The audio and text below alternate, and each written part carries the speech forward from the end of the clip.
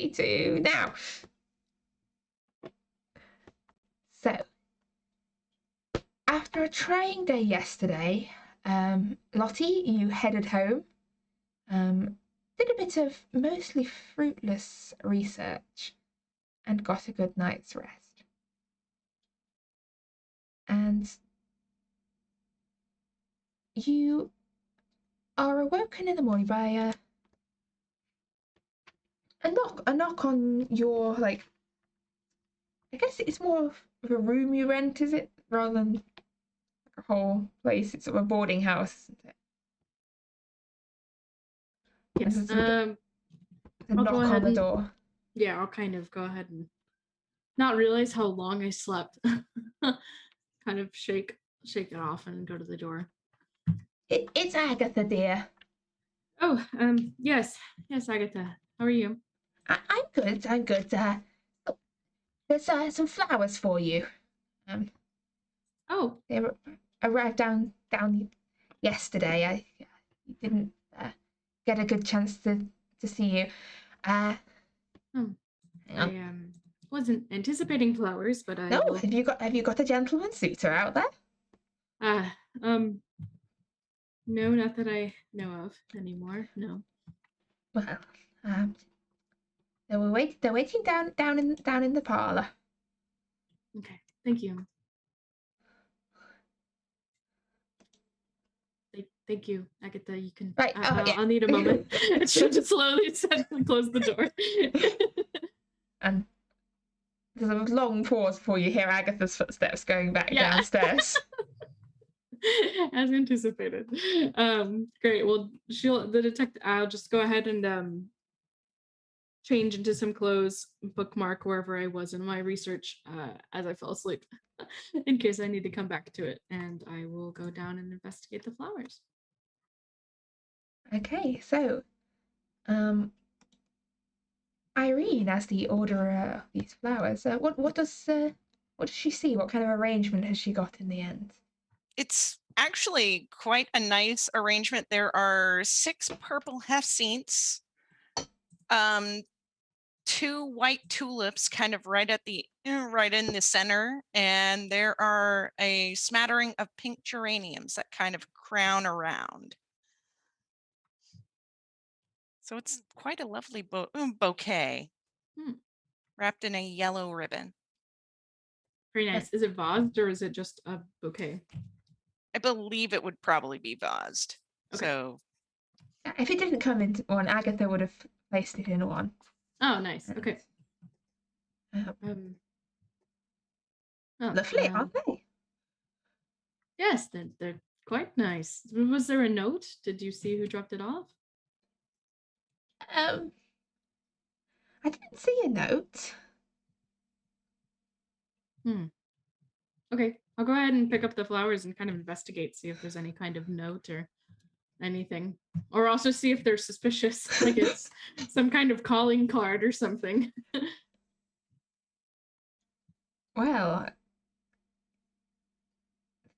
seem to be a bunch of flowers. I'm going to ask here for, unless you have anything better on offer, you can make me some kind of intelligence or education roll here on how much, well, Lottie knows about flowers and what the meaning behind flower bouquets is, and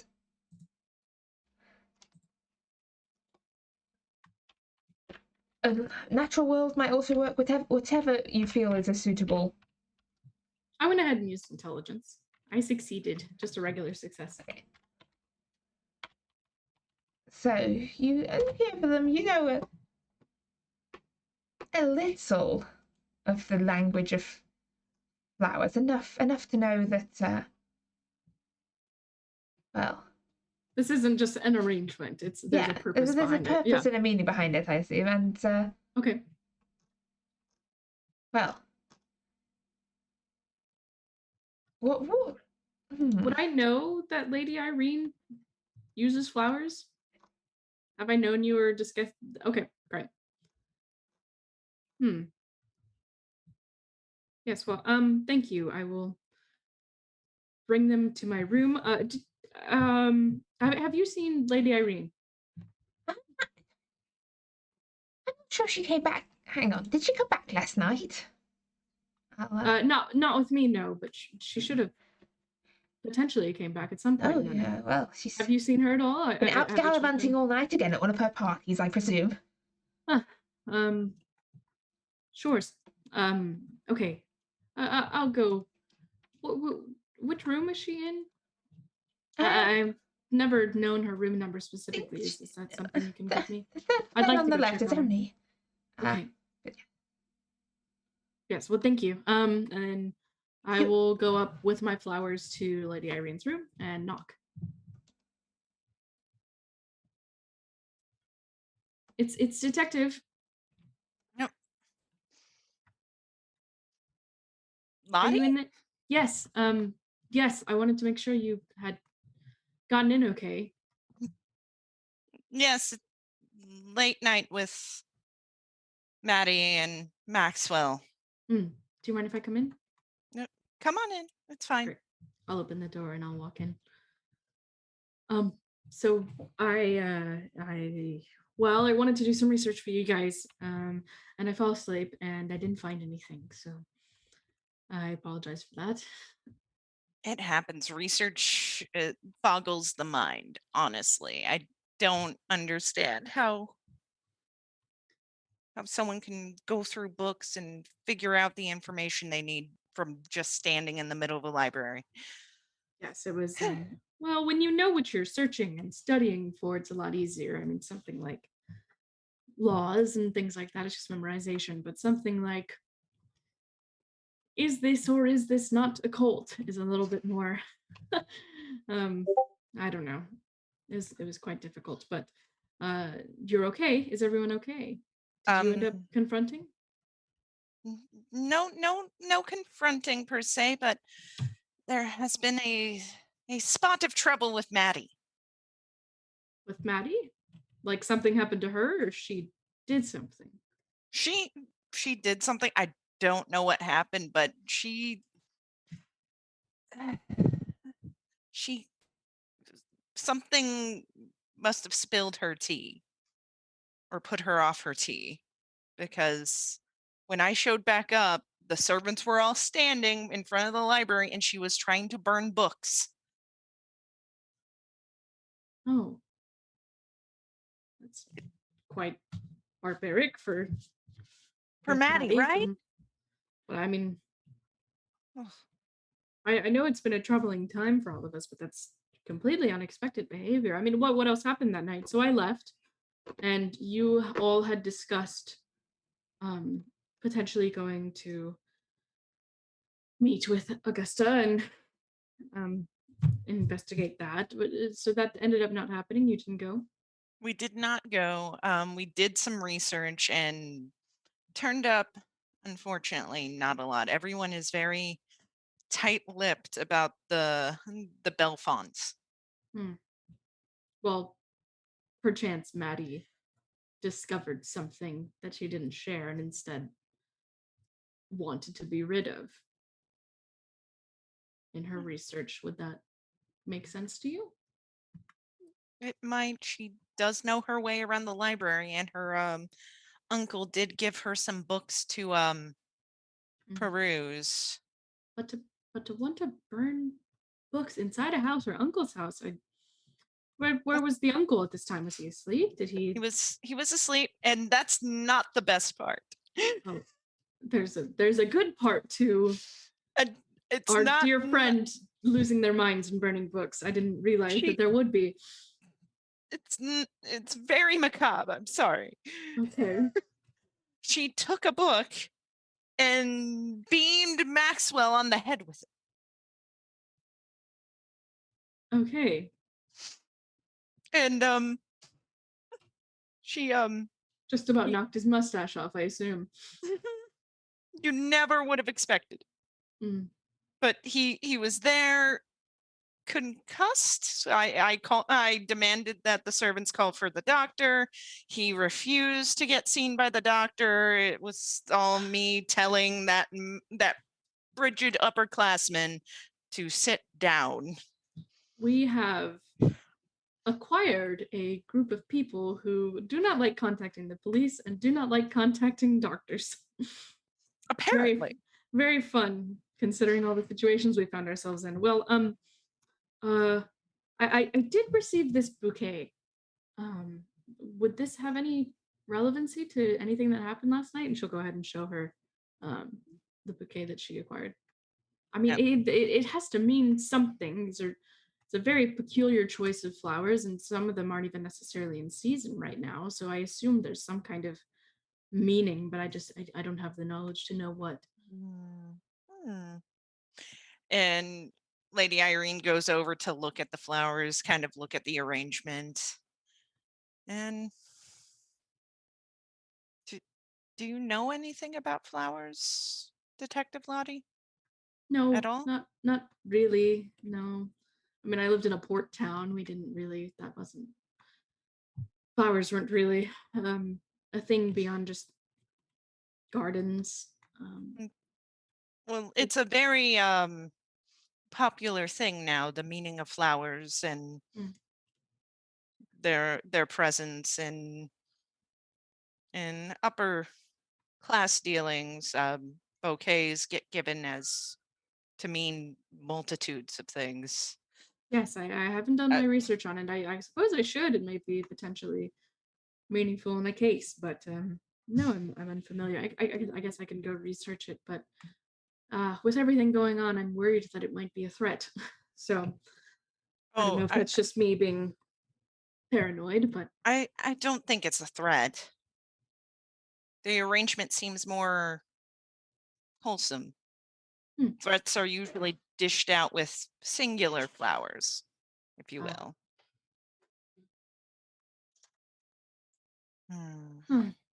Well, have you checked on Maddie since? Sorry.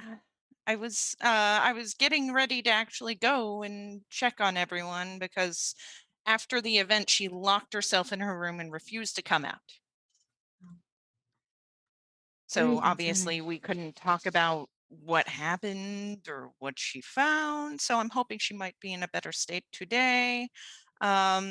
Keeper, would you like me to roll a deception roll or something over the vagaries of this bouquet? All this vagaries, I think if you wish, we have fast talk from Irene and psychology from Lottie. If she's, let's see if I failed. I trust you a lot. So even if it's vague, you're still saying something. So the detective would not necessarily read too much into it. Yeah. Yeah, no, nothing to be suspicious of. But so, are you two heading? What's your plan here? Heading over? Yeah, I think so. Okay. So you head over towards Grosvenor Square. I'd bring the bouquet with me, by the way. I think I'll keep it and see if there's any. It sounds like research in the library didn't go well, but it is a library still, so I may use it for some research and burn some books myself. We'll see. All right.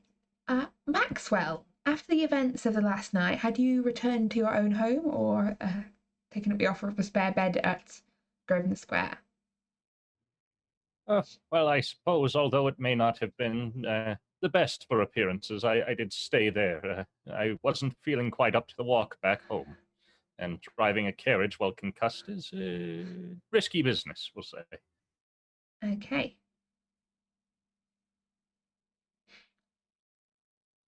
So yeah, you've not returned to your office. That is correct. Okay. In which case, you are there at the house as Irene and Lottie arrive the next morning, and also Maddie is still there after what can only be, well, a rather less than peaceful night. Yeah, Maddie is still locked in her room. So, yeah, Lottie and Irene, James shows you in and says, yeah, ladies, you're back. Great. Please, I'll show you through to not the library. The one of the parlors. It's been quite a night. Shall I tell Sir John you're here, or Mr. Porter, or Miss Carter? Yes, especially Miss Carter. Yes, well, I'm not sure she'll answer, but yeah. Heads on upstairs and Miss Carter, it's James. Miss Carter? No. Just thought I'd let you know that Lady Irene and the detective are downstairs, and also if you would like any tea or breakfast, just ring. And I hope you're all right. I'll be going. Nothing's all right. Everything is going to be destroyed. Right. Good morning, miss. And he walks away, and you a less confident knock on Mr. Porter's door. Mr. Porter, good morning. Yes. Good morning to you as well. Didn't mean to interrupt if you were resting. Just thought I'd let you know that Lady Irene and the detective are downstairs. Oh, yes. Tell them I'll be down shortly. Also a note came for you. Oh, yes. Please. And I'll open the door just slightly in my nightgown. Not a Mr. Morris is looking for you. Oh, yes, Mr. Morris. Yes, please. Hand over the note, and I'll be There you go, sir. able to respond to him. Did he leave word as to where he may be? Message came up. He called by first thing this morning. Said he'd heard from someone down near your, from some girl who's down by your place, that you might be up here. Ah, yes. Well then, if there's nothing else, please be about your business. Yes, sir. Take care now. Yes, and he heads off. And I'll shut the door and check on this note, and then get dressed and head down. Yeah, the note simply says, I've found someone who might know something. Meet me down at the Red Lion. Ah, yes. Finest Grayson. establishment.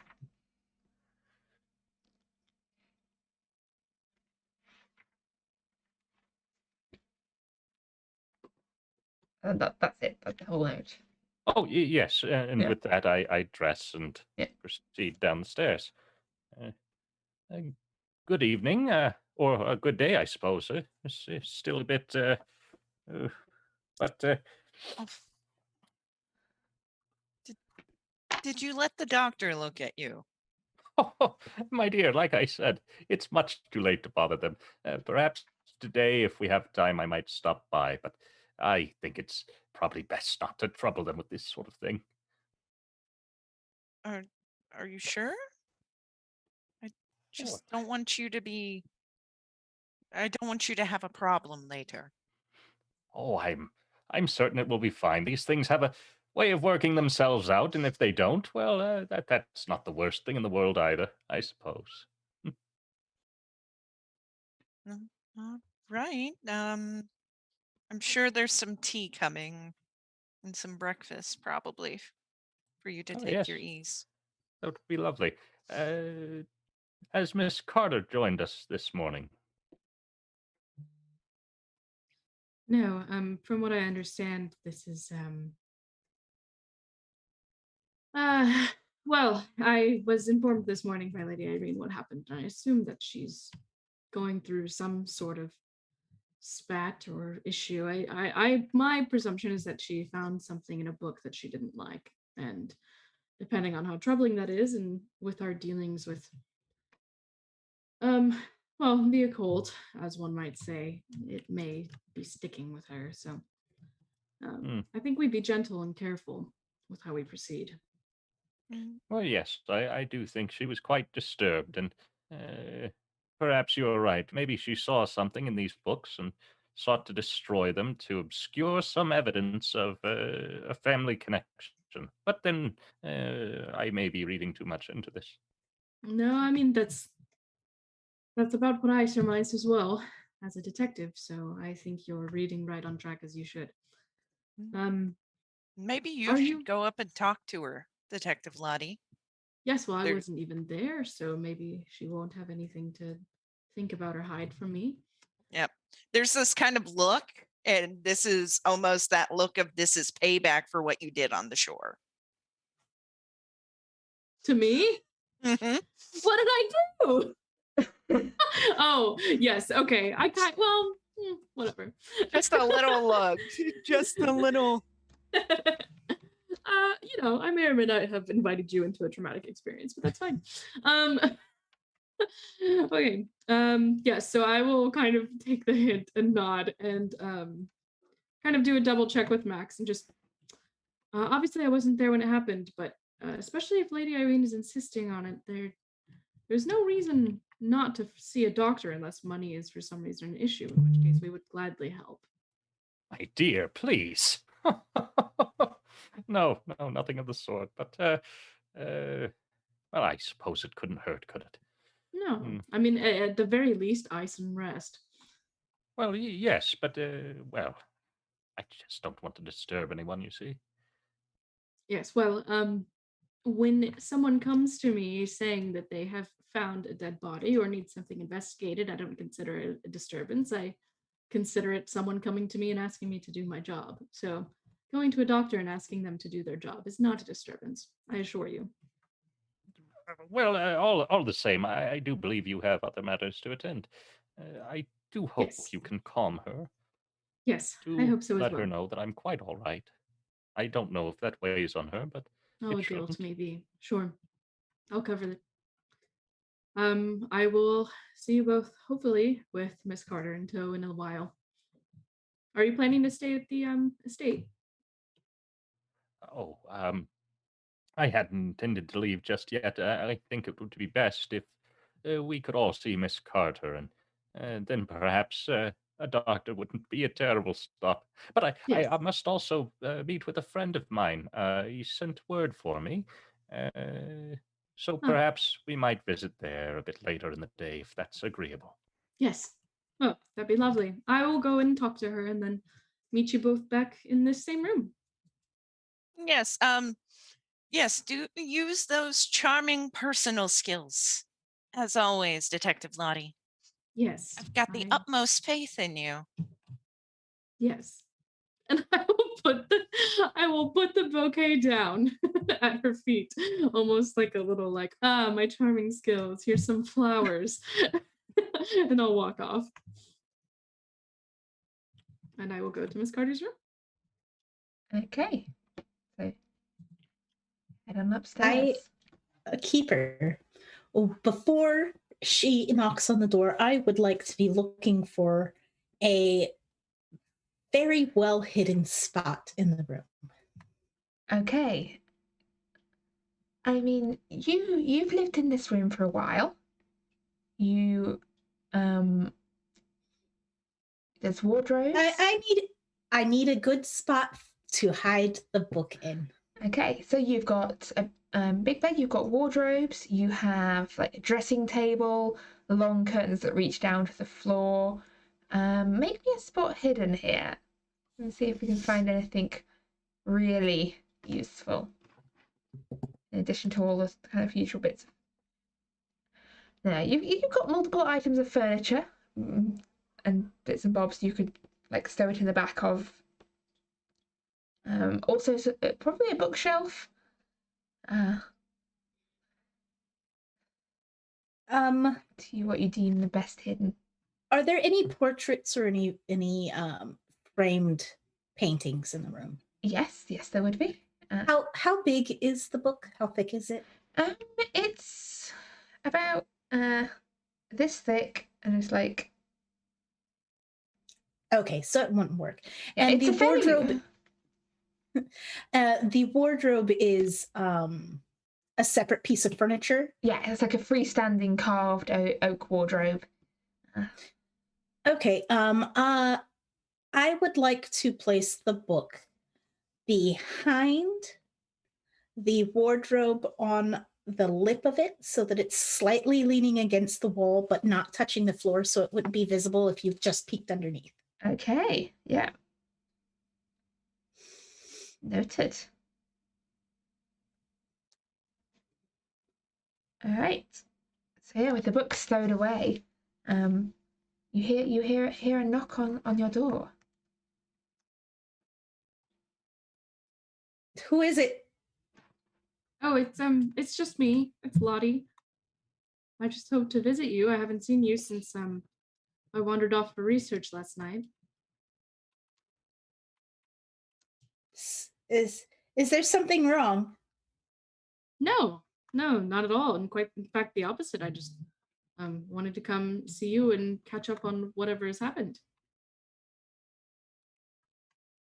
I wasn't sure if you went to confront or not. I know I avoided that just so any personal bias that I had would get involved. So I just wanted to see how the night went, bad or good. I will go and unlock the door, but I'm only going to crack it open so that she can only see like this much of my face. That's fine. I'm going to look around and see if she is alone.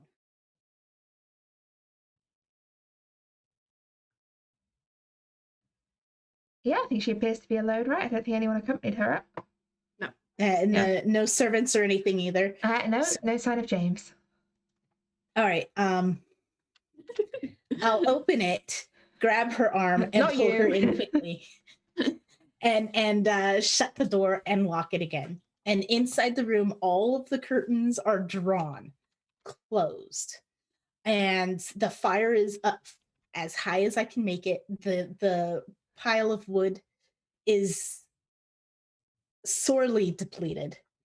All of the candles are lit and burning really low. And her hair is disheveled, her shirt is unbuttoned so that you can see her underclothes, and her skirt is twisted and very wrinkled. Are you cold, Miss Maddie? No. You seem cold. No, just want flames around you? The light, mostly. Ah. Are you one to be afraid of the dark? I am now. Oh. Okay. Well, are we in your room? This is like your room where you're staying, correct? Okay. I'll go ahead and stride over to the bed and just kind of take a seat gently onto the bed.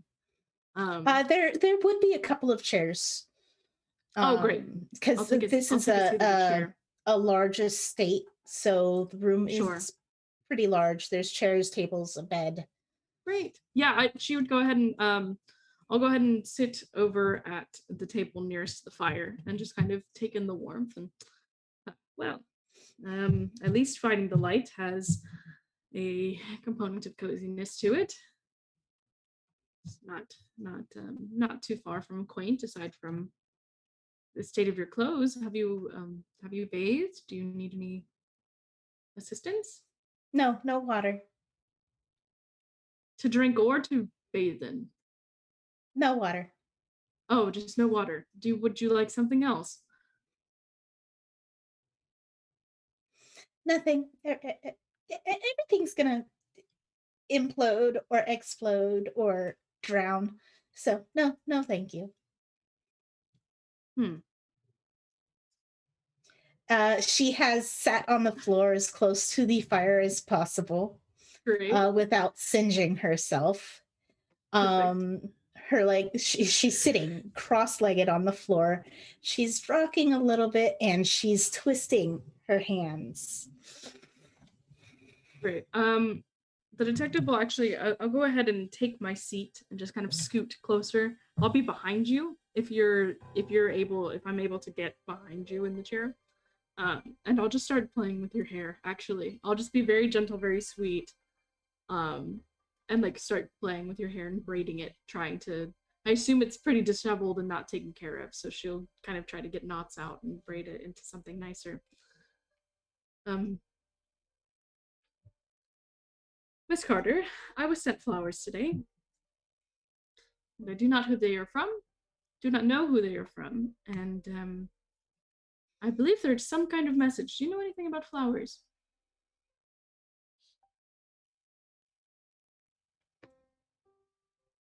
Maybe? Yes, I left them downstairs.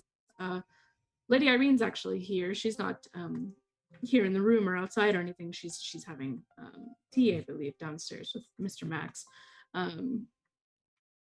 who is interested in going to see one of his friends later today. Do you think it would benefit you to get off of the estate for a little while? We'll be back. What's the weather like outside? Well, I mean, it's London, so it's about what you'd think it would be, I assume. And I'll go ahead and take a look out the window. It's a kind of grey-looking day. Not much fog, but there is a steady drizzle and one of those overcast skies where you can't really see where the sun's supposed to be. Just a general vague suggestion of daylight. So London. It's London outside. No, I think it might be best if I stay right here. It's not. And she points exactly at where she is. Yes, well, back to the flowers then. There were some geraniums, I believe they were pink. There were specifically tulips. A couple of other things. Do any of those sound familiar to you? Would they? Keeper? Yeah, maybe, I guess either education, intelligence, natural world, or I think we need to start adding language of flowers to the language set. No. Nothing you can pin down. There's definitely, I mean, it looks like it's got some... They mean something, but I don't remember right now. Right now, I'm more concerned about the water and the dark and... Yeah. Yes, well, Miss Maddie, the reason why I... Oh, sorry. You're good. I realised I forgot to actually give you any of the flower meanings early, Lottie. You know enough to know that the geraniums are for sort of hope, and the tulip is sort of forgiveness and purity, but you can't quite put your pin on what purple hyacinths are supposed to mean. Okay. Cool. Yes, well, I'm not asking you because I care to know what you know. I'm asking you because I care for you to be thinking about something else. I'd like you to think about something else. No. Just I've experienced going through mourning a number of times, but one time when it was particularly bad and I lost someone very close to me, I looked a bit like how you do right now. I assume it's slightly different. There's a difference between loss and anxiety, but sometimes when you can't cope in a healthy way, you have to find the least harmful, unhealthy way. And sometimes the least harmful is not moving from where I'm at. Well, see, no, Miss Carter, that's rather harmful. You said you haven't consumed any water within the last 12 hours, and that's very concerning to me.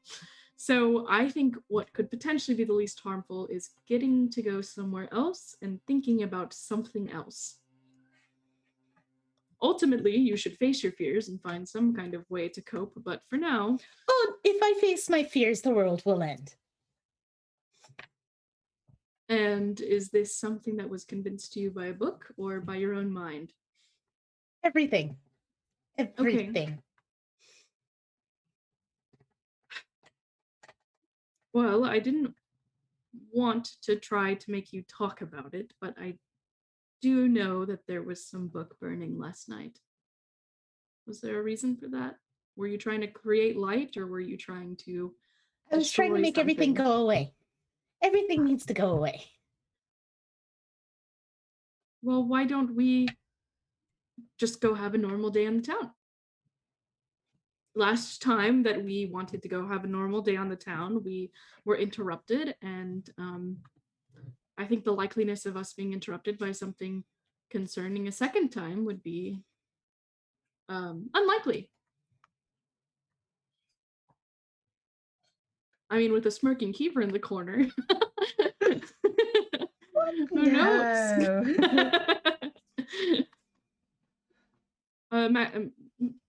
Mr. Porter has someone that he wants to meet with, and I thought maybe we could all go. I mean, there is safety in numbers, and I do take some guilt in you having this terrible experience without me there to try to help. And I know Lady Irene also had a terrible experience that I was there to help, but actually made worse. So I would like to make it up to you, to everyone. I fell asleep.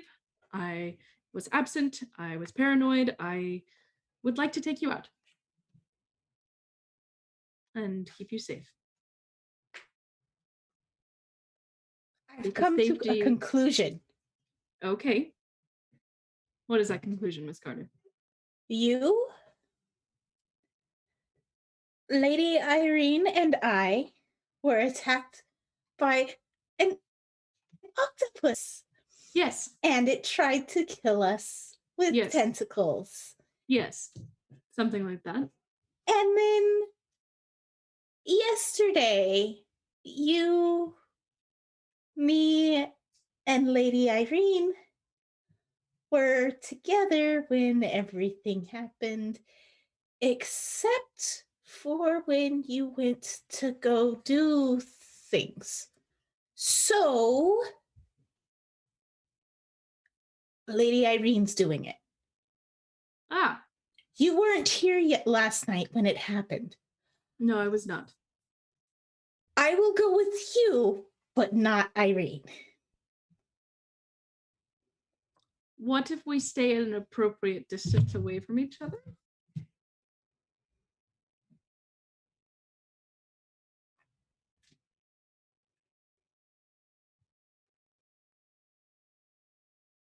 Well, I mean,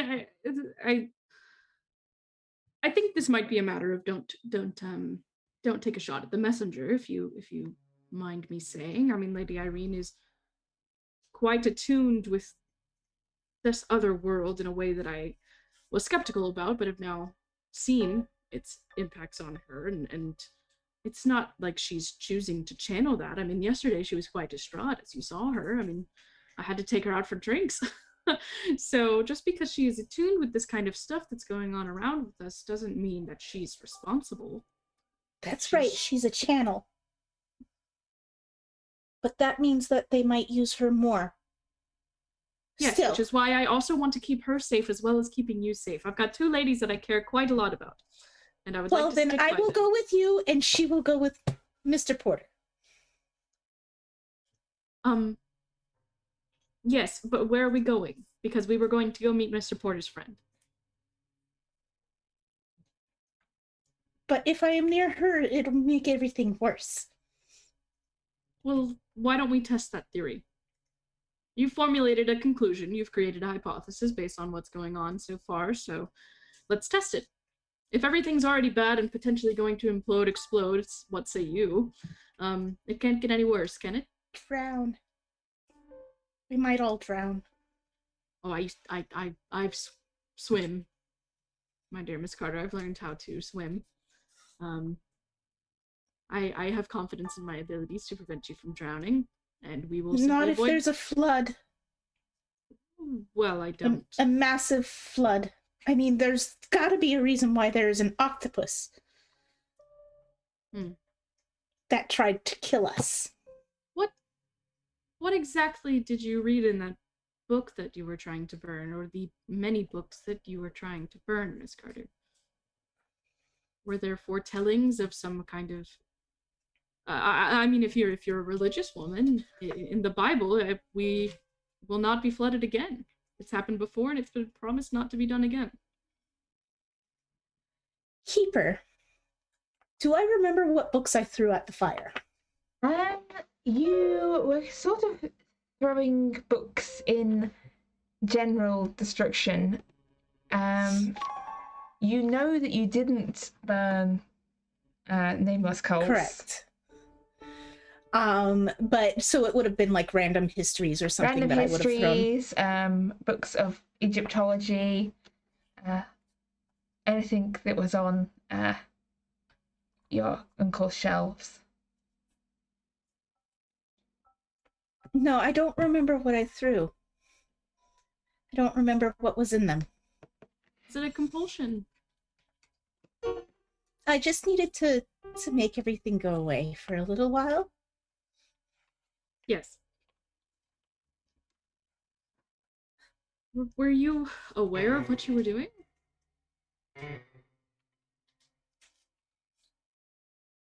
Some of it?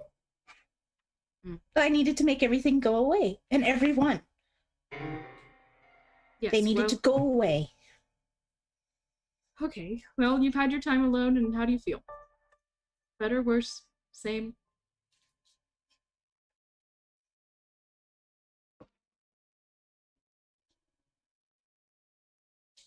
Same.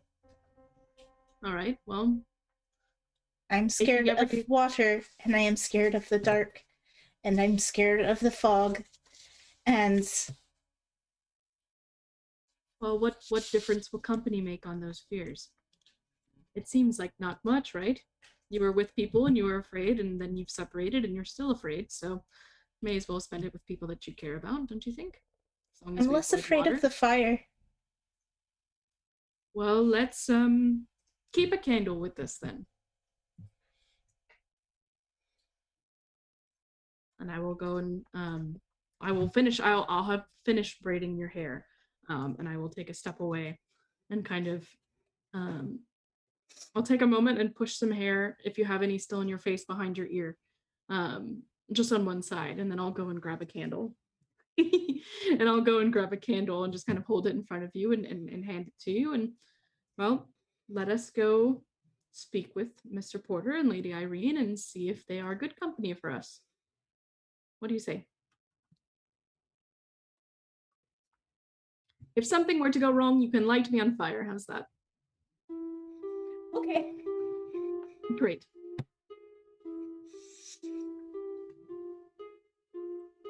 Okay. I will follow you tentatively. Please note, she has not changed her clothing in the least. Still unbuttoned, still disheveled of the clothing. But now holding a candle. A little bit of faith. A little bit of better hair. Okay, so with Lottie and Maddie descend downstairs to where I think at this point Maxwell and Irene have had a lovely breakfast. There were, fresh rolls, copious tea. James just kept bringing you more tea and endlessly topping it up until someone tells him to stop. Seems generally a bit shaken by everything that's going on. And he scurries out the way as Maddie descends. Well, at least I hope she's gotten into that room. That's literally what she's talking to Maxwell about, is just making sure that someone has gotten through to... Well, I'm sure that the detective is quite well equipped for these types of things, and Miss Carter has always been such a reasonable woman as far as I'm concerned.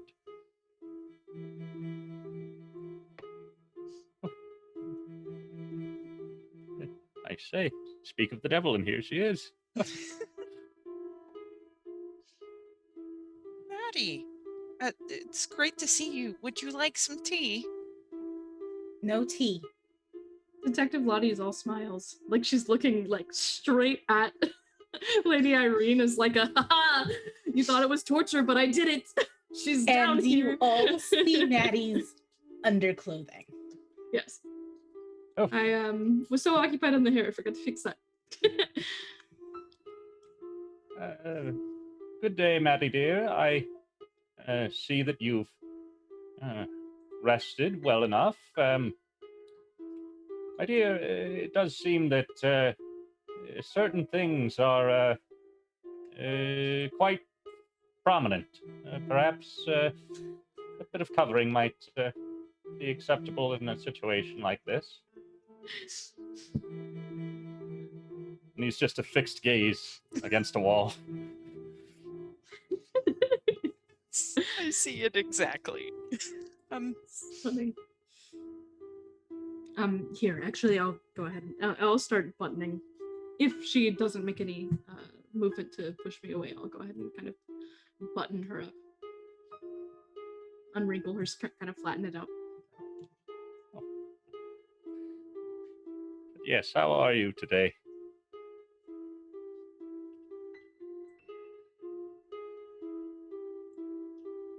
No better than last night? Oh, I'm sorry, my dear. Well, you know, She has a I'm... lit candle in her hand. That business about the books the other evening, please, do not let it trouble you overly much. It happens from time to time. One must, I suppose, expel some of the demons from time to time. But I have wonderful news. A dear friend of mine has been in contact with me this morning, and I was thinking that we might pay a visit to him. I can't recall where it was, and I'll open up the note again. And, yes. The Red Lion. Oh yes, the Red Lion. Bit foggy, but yes, the Red Lion. It is quite a lovely establishment. He says a bit foggy, and I just start looking around underneath the cracks of all the doors to see if the fog's coming in. Yes, I will grab your arm. Like a very just firm kind of grab. Like it's quick and it's firm, but it's friendly. And I'll just kind of give Mr. Porter a look and just, where exactly is the Red Lion? Where are we? Would we be near any rivers? Anything like that? Is it near the Thames? Oh, I suppose it's been a while since I've been there. The Red Lion that Grayson's probably talking about is down in East London. It's one of his favourite pubs to hang out in, and it's down in East London, down near the docks. And unfortunately, yeah, not far off the Thames. Yes, the public house, as I recall, was somewhat near the docks, so I think it should be. That won't be a trouble, will it? Well, Miss Carter has a bit of an aversion to water as of late. Oh, I see. So perhaps that could well, let's see, maybe you and Lady Irene could go meet him at the specified location, and we could meet at a park somewhere. Where would the nearest park be? Would that be let's see. Maybe Holland for east? Oh wait, no, that's the opposite side of the map. Hello. I know London, yes I do. Around sort of that area, if you're looking for like a meeting point, there's the Tower of London. East London is much more sort of industrial docklands. Yes, I see that. Like there's less sort of fine parks and dignified areas as up in your way and where you're in Mayfair.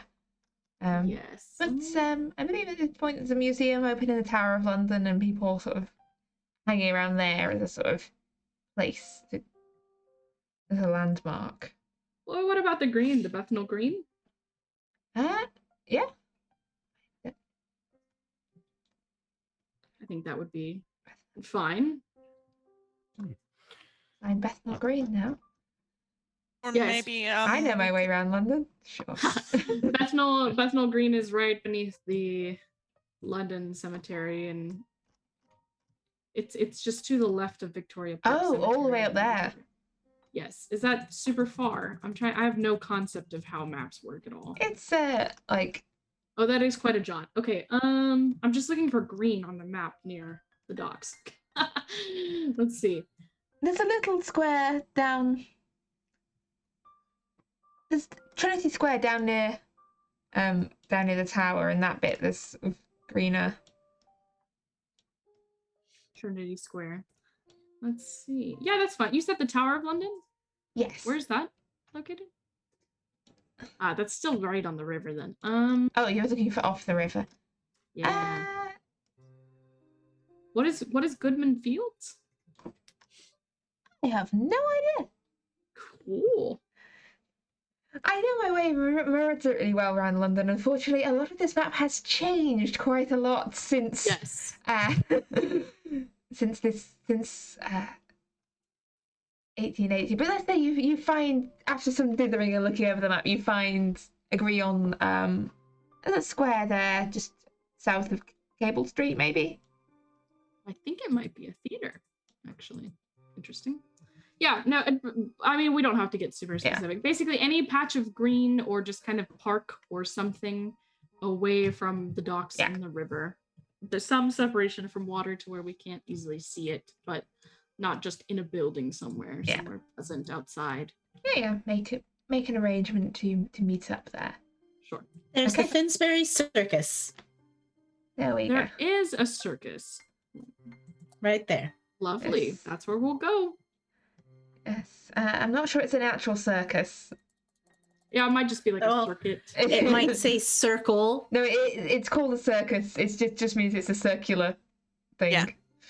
Fine. That's perfect. Might I suggest we may go to the doctor first? It's a garden, actually. Oh, there'll be plenty of time for seeing a doctor later, dear. There's this look that Irene gives Maxwell, and it's very much this look, and then looks at Maddie and the candle, and looks back, and then looks at Lottie a little bit in the candle, and looks back at Maxwell. And it's this kind of feeling like the doctor's not for you at this moment. We will take our candle. We will take our candle. We will lead our way. We will go to Finsbury Circus. I believe that's not too far of a walk. Or, I assume you're taking a carriage of some sort. We can see you there. And yes, I think that would be quite nice. Yes, a bit of outdoors amusement is, I think, in order right now. Of course. Perhaps we could play some charades. Yes. Yes, that would be quite nice. I do like charades. I do. It's been terribly long since I've had company to play with. Yes. Well, great. We will meet you there after you have your initial meeting. Do we have, perchance, Mr. Porter, did you come in a carriage of your own? No, I had been borrowing the estates, although I do suppose I could go back home and... Well, I was just curious how everyone was getting to where we're going. I assume, Miss Carter, that... There's carriages. There's also working... I believe there's trams at this point in time, and there is a working railway system that runs throughout the system. There is the underground. Nice. Wow. At least some of the lines of the underground were operational back in 1880. So yeah, you can take a train across London. Yes, I do quite fancy a ride on the train. It's been some time as well. Wonderful. Well, I think Miss Carter and I will stay above ground and where the sun can shine, but we'll go ahead and just take one of the carriages of the estate. I think that would be quite fine. Miss Carter, right? You have free reign of that? Yes, I think my uncle will be okay with that. Excellent. I can actually drive. I haven't driven a carriage in quite a while, but I'm fairly familiar with horses. Do be sure not to forget your bumbershoot. It is a terribly grey day, don't you think? Yes, of course. Yes, well, not that grey. Not too grey. I need more candles. No. I am going to get up and go look for more candles. Have I said something wrong? Oh, no, you haven't said anything wrong at all. So, yes, So Irene and Maxwell are heading down to the docks. Lottie and Maddie and many candles are heading over to Finsbury Circus. Honestly, by the time that they go on the train, meet the friend, and then get to Finsbury, we'll be arriving at Finsbury. It'll take that amount of time to just get into the carriage and be willing to go. Okay. So we'll cut over towards as Maxwell and Irene. You take a trip across London through the morning traffic, mostly horse-pulled vehicles, all the way down to the East End and the hustle and bustle of the docks. You can see big ships drawn up with goods being offloaded, and so very much a different London to the Mayfair where you just come from. You can see like cramped terraced housing, like you pass by sort of alleyways with like dark water like running down the street, and it's a little bit run down the edge of the slums of London here. But nestled among this on the edge of the docks is a pub, the Red Lion, one of the many Red Lions in London. But this one is a particular haunt of Mr. Grayson Morris. Yeah, is sat at his habitual table in one corner, along with a man you don't recognise. Well, Obadiah, what does this mysterious unknown man look like? So Obadiah is about average height, clearly muscular, though looks a bit disheveled. Probably looks like he hasn't slept, terribly well, but has a rather large mustache to fit the day. But past that, from what you can see, he's got sleeves rolled up. You can see he's definitely got tattoos, kind of gives off that he's a man of the water. Yeah. Yeah, and sat next to him is Grace Morris. She's slightly rugged looking. He's got that kind of holds himself like he knows how to deal with trouble, how to deal with a fight.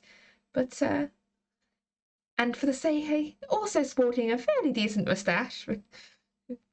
But not quite as magnificent as Maxwell's. And a little better dressed than Obadiah, probably, but still also very much a working man by the looks of it, at least. And he waves over. Maxwell! Oh, Grayson, how wonderful to see you again. Wonderful, you got my notes. You got a companion. Yes, I did. Yeah, when I didn't find you, May said you might be up with Sir John Wallace. I hope I got the address right. Yes, you did. The slightly crazy old man. Well, these things are best not to be spoken of. I find it ill to speak poorly of them, I've sold a couple of things to him in my time, but yeah. Yes, well. Or his late assistant. Yes, well. But this is Lady Irene von Watts, and she is accompanying me today. We have been investigating similar topics, you see. Such as I had asked you to look into. You said Bellfont. I should try and introduce you. This is Dyer White. A pleasure to meet you, sir. Pleasure to meet you too.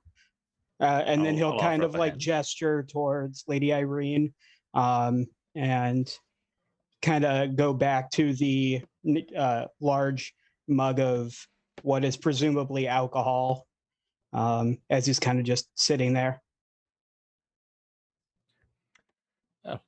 A meeting of new companions. I think this calls for a round of porter, doesn't it? excellent suggestion. Yeah. Let us refresh your drink. Dyer, yes, Mr. White. Dyer's fine. Yes, if you prefer. I take it that you have some information then related to,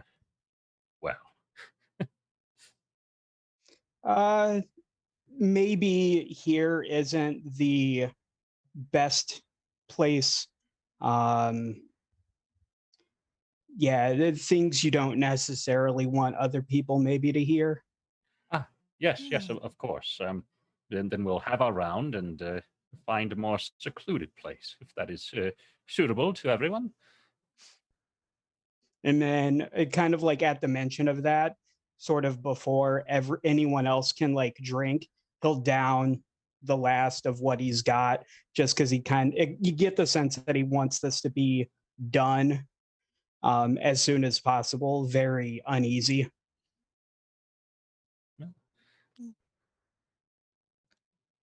Maybe we should talk first and then get drinks after. Yeah, that's probably a better idea. Oh, well, yes, please. Let me not displace your time too much. Yes, business before pleasure, I do believe is the terms, right? And then yeah, Dyer will look over at Grayson and then just kind of stand and walk towards a door, like towards the back. All right. I'll follow him. He's a bit abrupt, but he's a decent guy, I promise.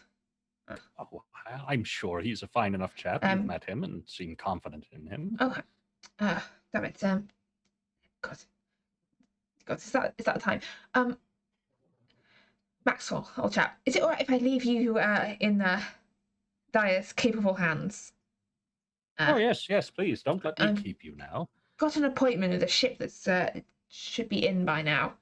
Sorry. Oh. I Perhaps another time then. Yes. Pleasure meeting you. A pleasure meeting you, Lady Irene, was it? Well. Consorting with nobility now, eh, Maxwell?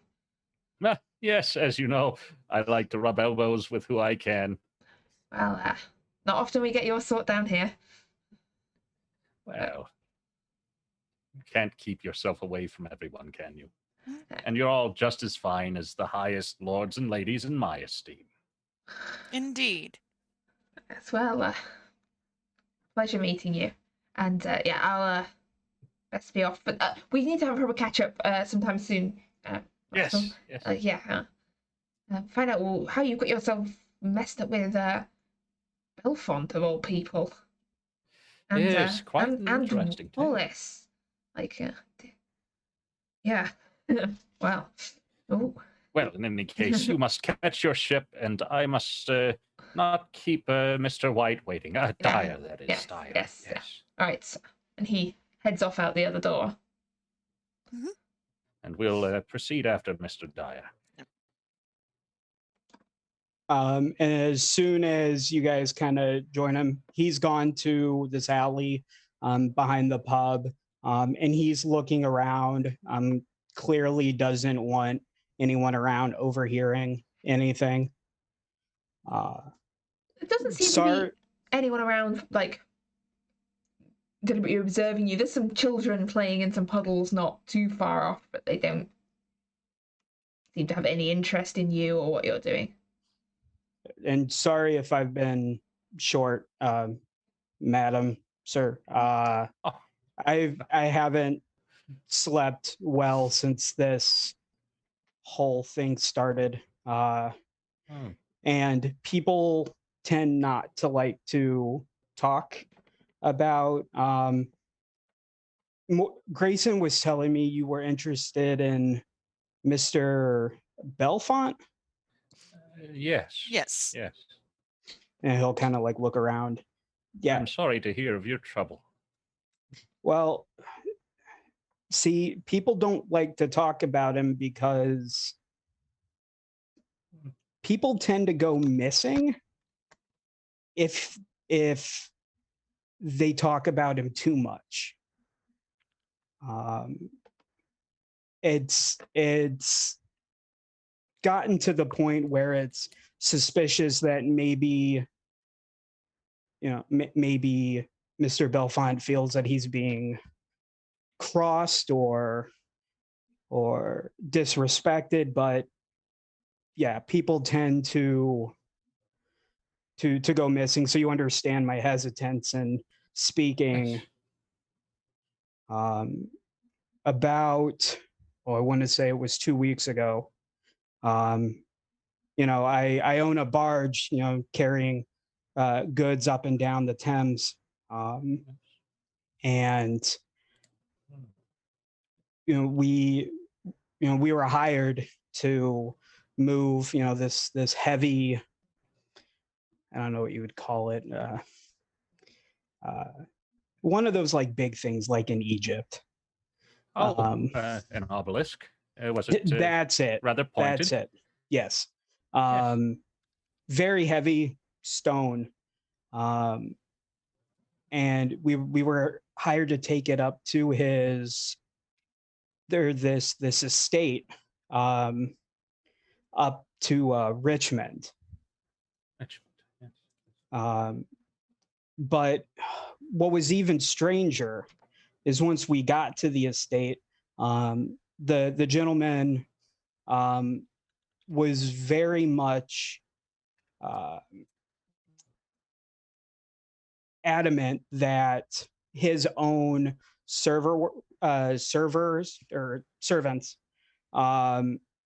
would carry it from the barge onto the estate. And I've seen some odd stuff in my days. These men were odd. You couldn't necessarily tell much about them. They were very secretive, and they smelled awfully of like rotting fish. Rotting fish. Like, not that they've been at sea, but like noticeably worse. No, I think you would know that smell quite well. To be at sea. Not normal to hang on a person the way it hang on these men. But as they were moving, I stayed on the barge, so as to kind of, keep an eye and, make sure everything went off without a hitch.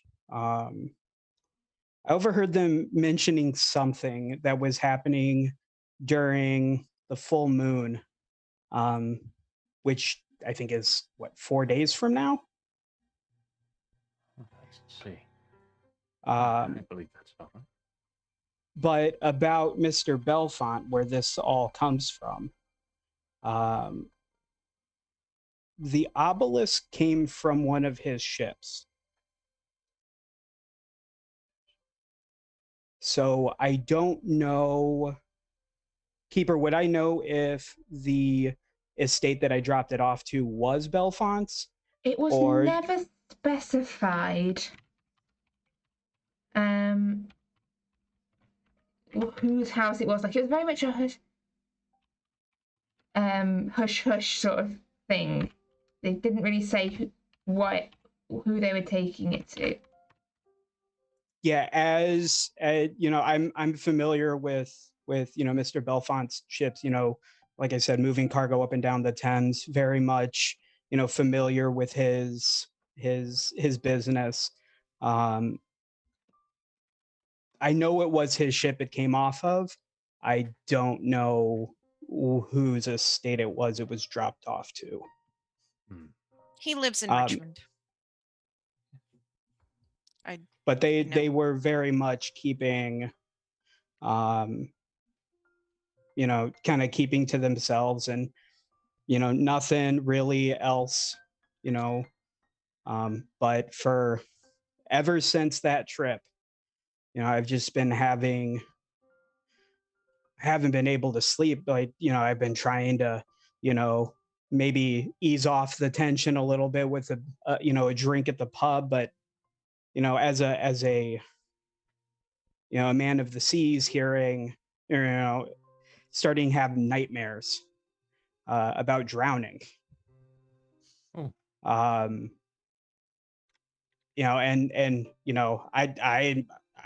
a capable swimmer. One needs to be, work in the waterways. Yeah, every night it's been.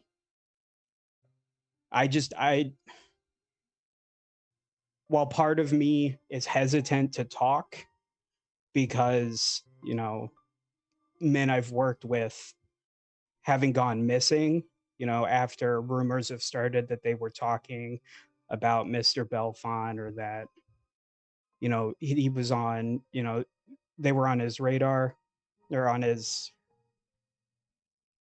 under his attention, rather. Definitely, it's interfering with work.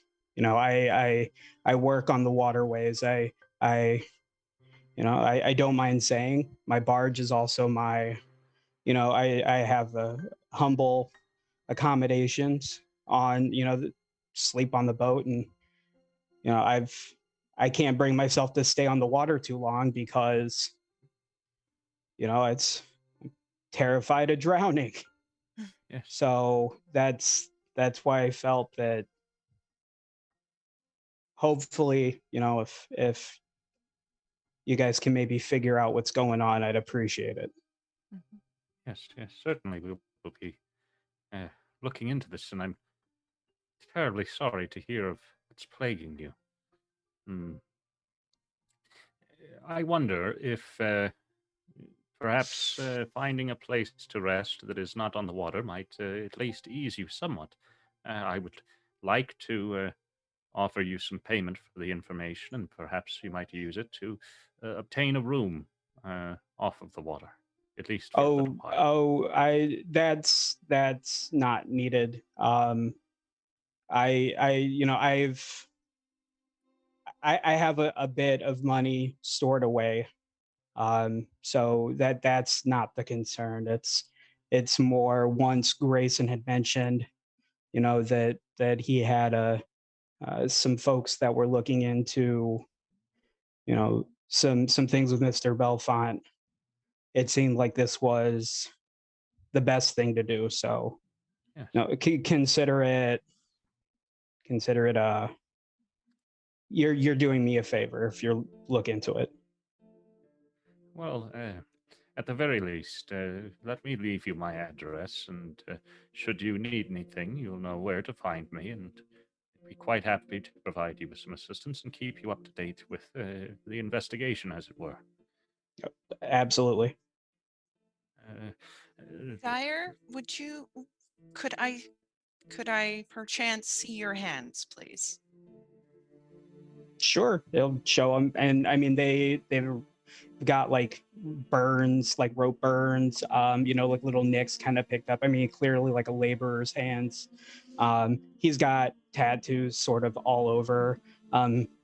You can kind of see as he reaches his arms out, he's got like a nautical star on his left arm.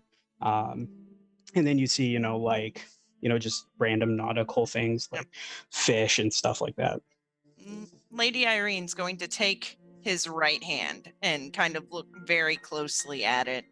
And she kind of grips it rather firmly. And Keeper, I'm wondering if I could maybe make an occult roll of some type to... Well, what are you occult is more sort of the knowledge of the occult. If you're attempting to sort of repeat your...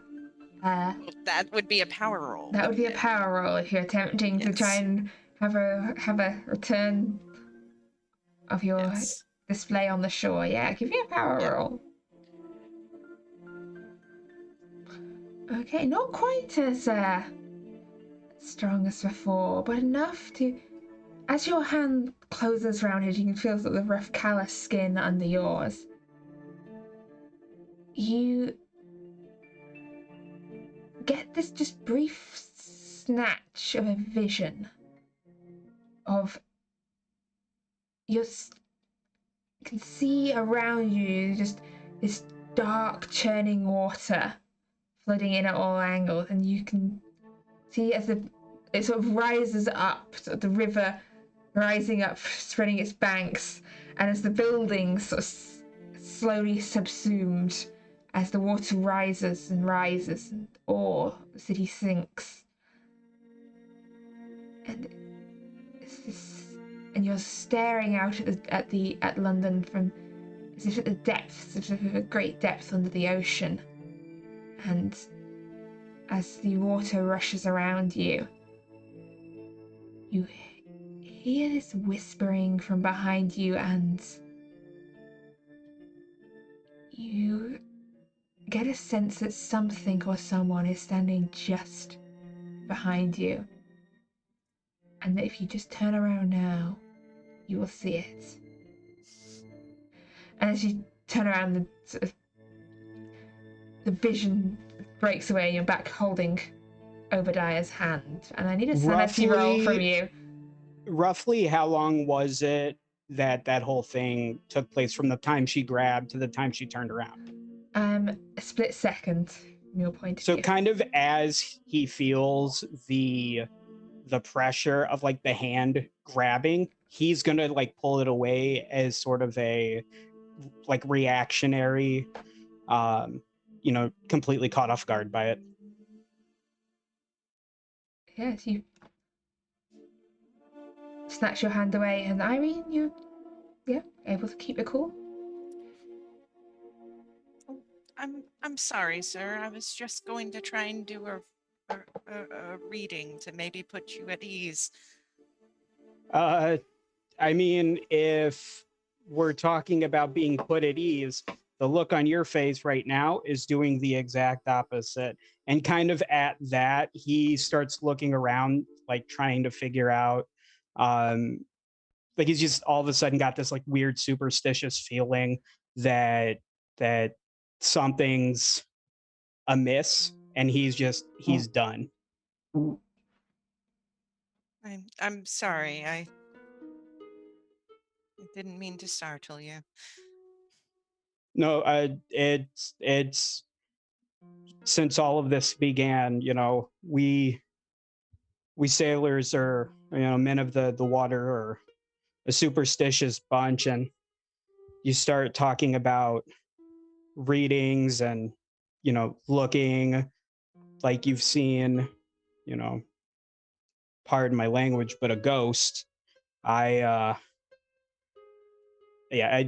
don't need that. There's too much weird going on these days. Yes. Indeed. Well then, Mr. Dyer, I don't believe we'd want to take up any more of your time, and certainly I know you don't want to be seen with us particularly much, so. And if either of you find yourselves in need of, some clandestine movement up the river, got more than enough space on my barge. Be more than happy to lend my services should you all need it. But yeah, if you need to reach out to me, kind of bouncing around between, boarding houses and inns and whatnot right now. Grayson can find me. Yes. Should you see any other strange artifacts coming up the Thames, please be sure to pass that along to Grayson. There may be something in it for you as well. Oh, I see all sorts of things. I'll keep it in mind, Mr. Porter. Yes. Do be safe, and I hope that your rest is less troubled. I appreciate that. And then he'll again kind of bow, lady, or ma'am. Mm-hmm. And then he'll look around, very much still trying to, make sure that nobody overheard him talking. And then he'll go back in to have another glass to another drink to settle his nerves. Okay, so as you head back in to settle your nerves, and Irene and Maxwell, you heading to meet up with Lottie and Maddie, I think this might be a good point for a short break. So we'll be back in 10 minutes.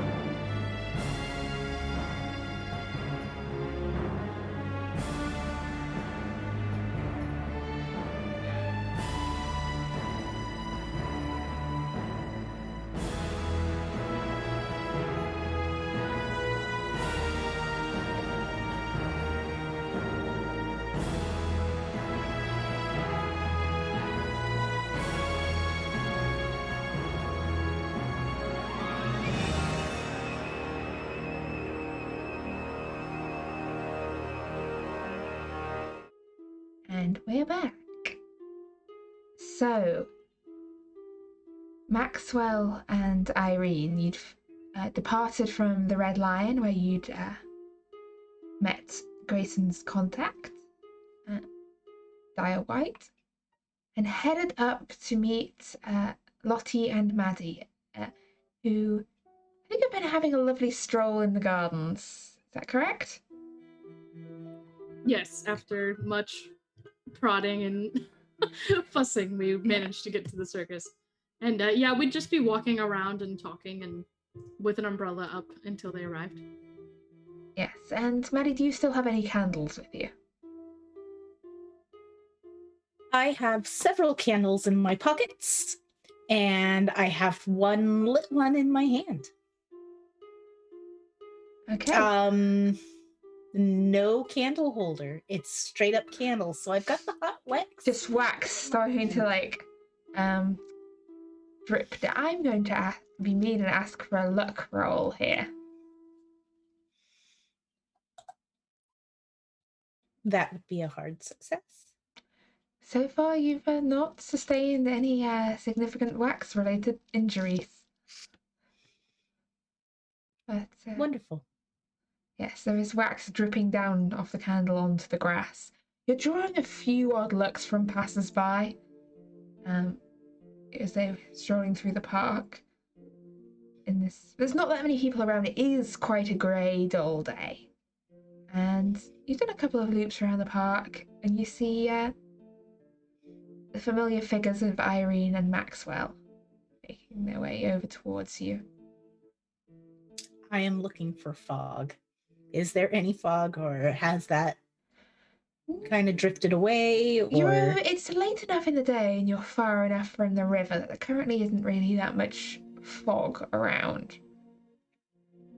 Okay.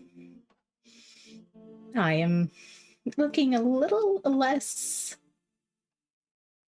out there, but still not 100% myself yet.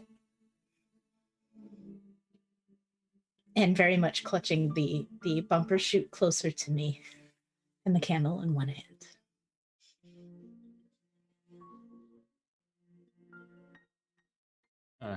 I would be holding the umbrella aloft for both me and Lady Von Watts. And as we are approaching, I would be speaking a bit about the oddities and peculiarities of this man, to be disturbed by thoughts of drowning. So strange for such a... It is. It indeed is. And he is having nightmares of London sinking. Oh, did he mention that? I must have slipped my mind. When I touched him, I saw it. You saw it. You touched it. Mm-hmm. Yes. Well, and this vision of London drowning was very vivid. Quite detailed. Yes. It was either the waters were rising or London itself was sinking below the waterline, and it felt like there was someone behind me. And the moment I turned to look, I was back.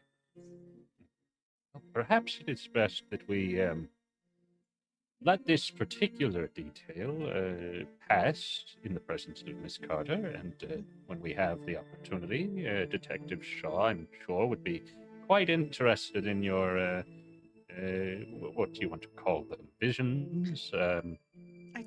Honestly, I don't know anymore. Peeks behind the curtain. Oh, I'm sorry. I honestly don't know. We could call them visions if that seems appropriate, but it seems like it's weird flickers. In this case, definitely far-fetched, but on the beach, that seemed to have been a look into the past, into that poor man's soul. But in any case, Bellfont does live in Richmond. I've been to his house. Well, There are many estates in the area, and it's not unreasonable to assume that it might be his own. However, he seems to be quite secretive of this, so it is entirely possible that it is a different estate. In any case, these details can be discussed in the company of our companions. Yes, yes. I am And quite there's looking just kind of forward a to charades. ooh, I do admit I do love charades, but looking at the state of Maddie, look at her. Oh Yeah. dear. The wax is running down her head. We need to take her to the doctor. If I don't care if you don't want to get yourself healed up, but something needs to be done to calm that lady's nerves. Perhaps a bit of laudanum might not be the worst thing for her, although I would caution you. If she is truly in such a state of distress, the suggestion of a doctor may put her off or indeed set her off. So, Maybe a bit if of you home wouldn't remedy, mind you understand. a little false pretense. Maybe we could say we're going to the doctor for you, and while you're in with the doctor, maybe you could present suggestions of getting something for Miss Carter. Uh, yes, I suppose that might work, although I I know admit I'm not much for deception. I'm not the biggest fan of it myself, to be honest. Then I'll let you take the lead on this if you don't mind. It makes sense. Oh, And hello. yes. How has your walk been treating you, dear? I see you've been at it for some time.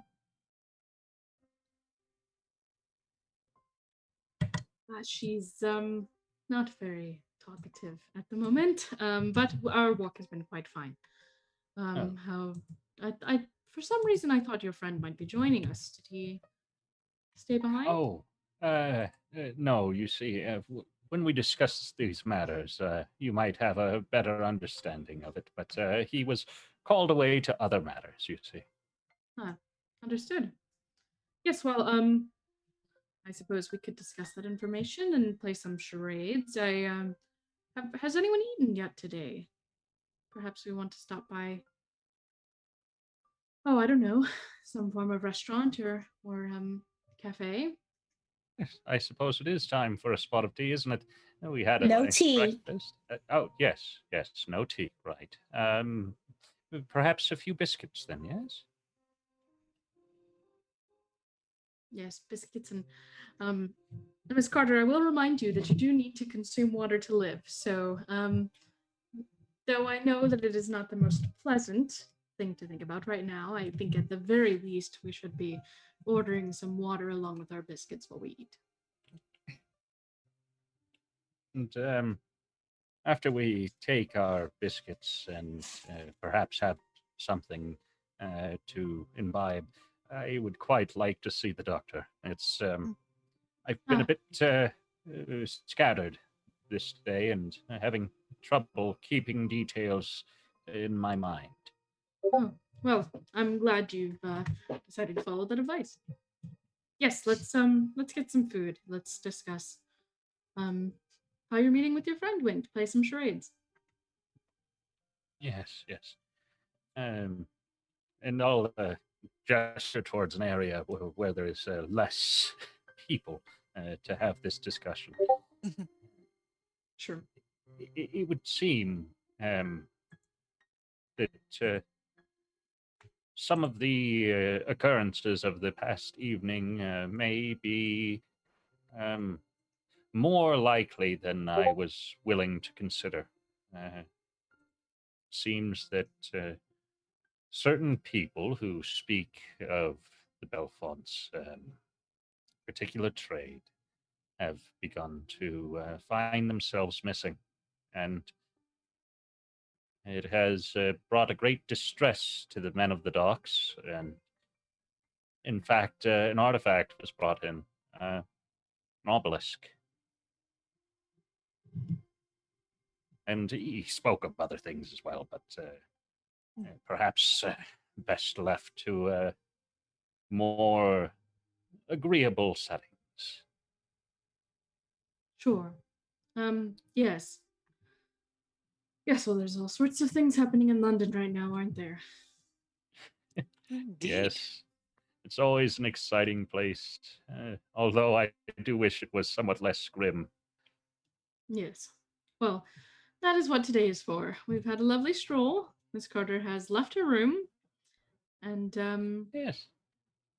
we'll grab some water and head to the doctor. In fact, well, um, perhaps maybe Lady Irene and I could go to grab some food or something while you both are at the doctor, so that way Miss Carter feels more comfortable being separated from foods and drinks and whatnot. Yes, whatever would be most comfortable for you all. I Mhm. never want to impose or cause any distress, so.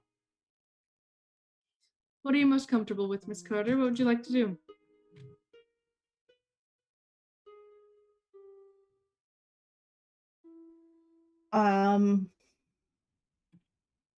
I don't know.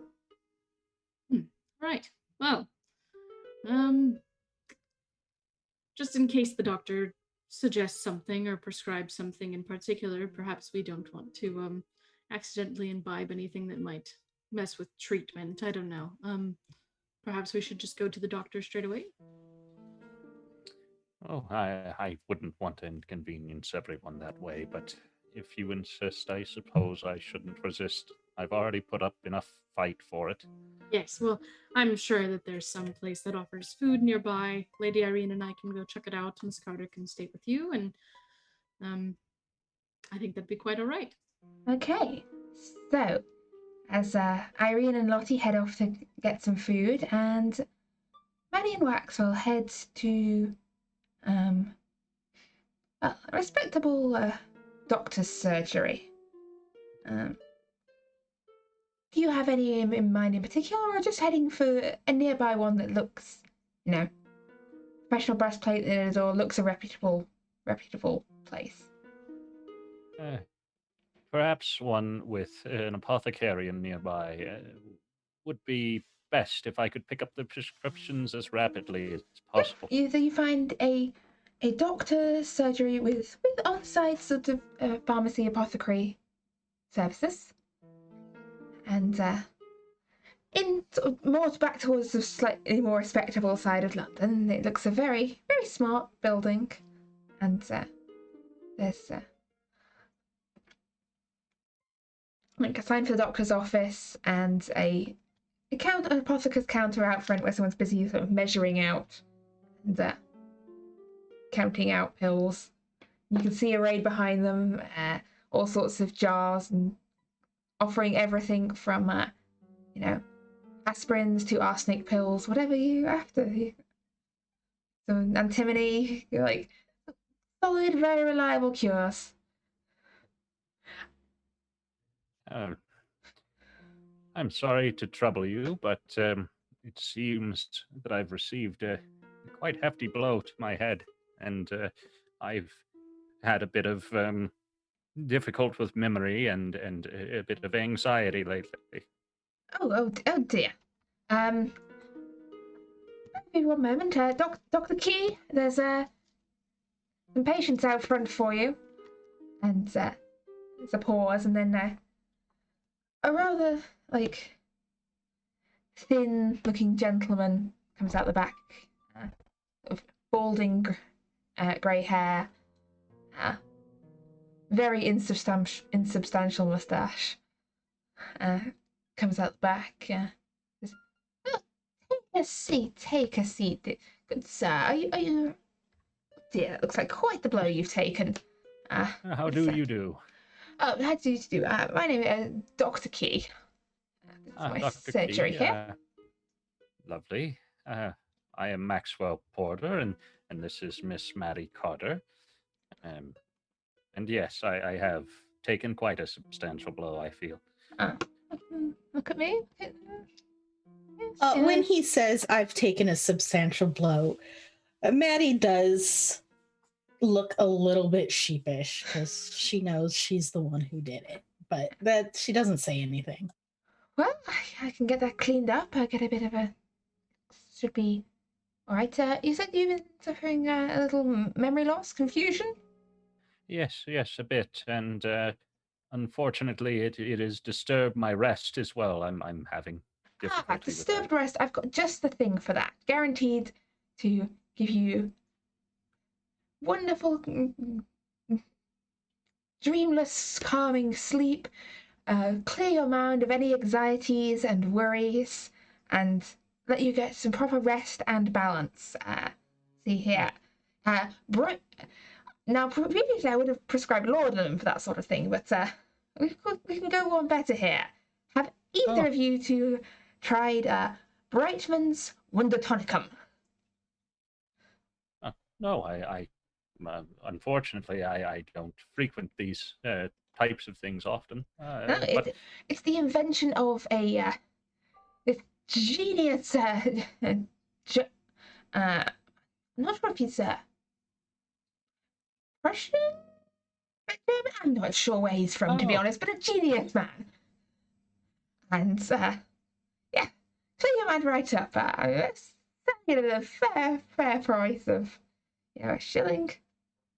It's quite an agreeable price. I would have thought something like that would be tremendously... Well, for a dose. Yes. Then I suppose for a bottle would be... A good deal more. But why don't you try and see if it helps your problem? It's well, no. Let's not beat around the bush here. I am a gentleman, and I don't tend to spend my time in and out of the apothecarians. And I would like to purchase a full bottle. Is there some reason why I cannot? Or do you think I am not a man of means? Oh no, you're a man of means, certainly. We're just running a little low. The supplies. Apparently there's some problem with the supplies, Mister. So I'm not good enough to receive your supply. No, not at all, not at all. Yeah, I'll get the bottle. Thank you. And here you go. You see, Miss Carter, sometimes in this country you must complain until you're blue in the face. One dose at a time. Don't repeat more than a dose a week, and you'll be good. But of course, it clears up all manner of ailments. I see. It's been recommended by multiple physicians and alienists across the city. Oh, well, that's alienists. Yes, they have quite an interesting field, don't they? Yes, indeed. But it's. Do I get a weird feeling from the doctor? Make me a psychology check, please.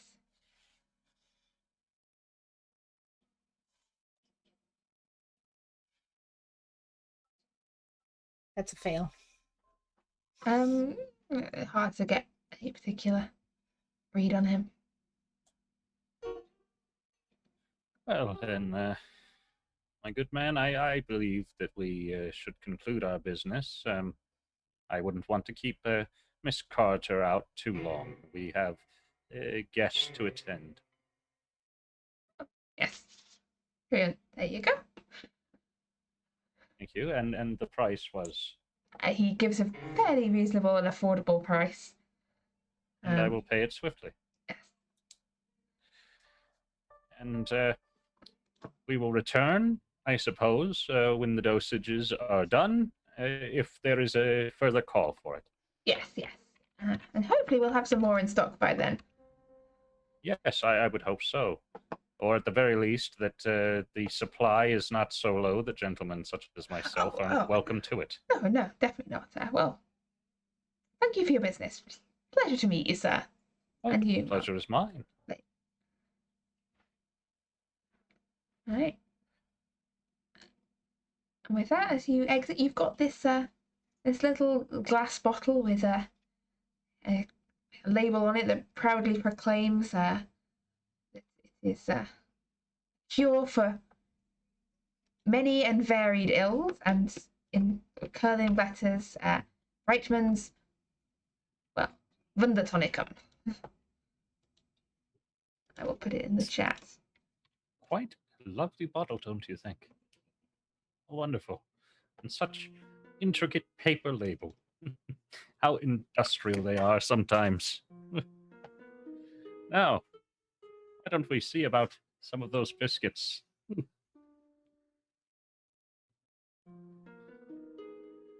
Okay, so you. Or is there anything you would like, dear? All right, all right.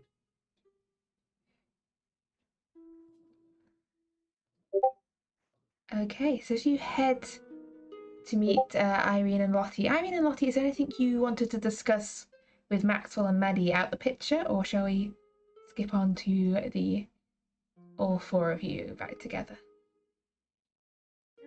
Is a smidgen of point of order, I believe. All right, in which case we head over to Lottie and Irene. You are, well, you say you're purchasing like tea and biscuits. What was in a cafe? Some sort of cafe that served Yeah. food. Oh, you found a. You're muted, Moira. Ah, yeah, just getting some kind of food and water that won't drive Miss Carter crazy. Is there any? Let's see. So she doesn't like tea, doesn't like water. And Detective will just kind of be mumbling this to herself and just Let's see. I'm trying to think of something that won't upset her or offend her, but I am quite concerned about the lack of water she's consumed. We could try wine or ale, or maybe some place that has some sort of stew. Stew contains water, right? Oh, yes, maybe that would be a good idea, combining a food and a water, some kind of soup, so she still gets some hydration.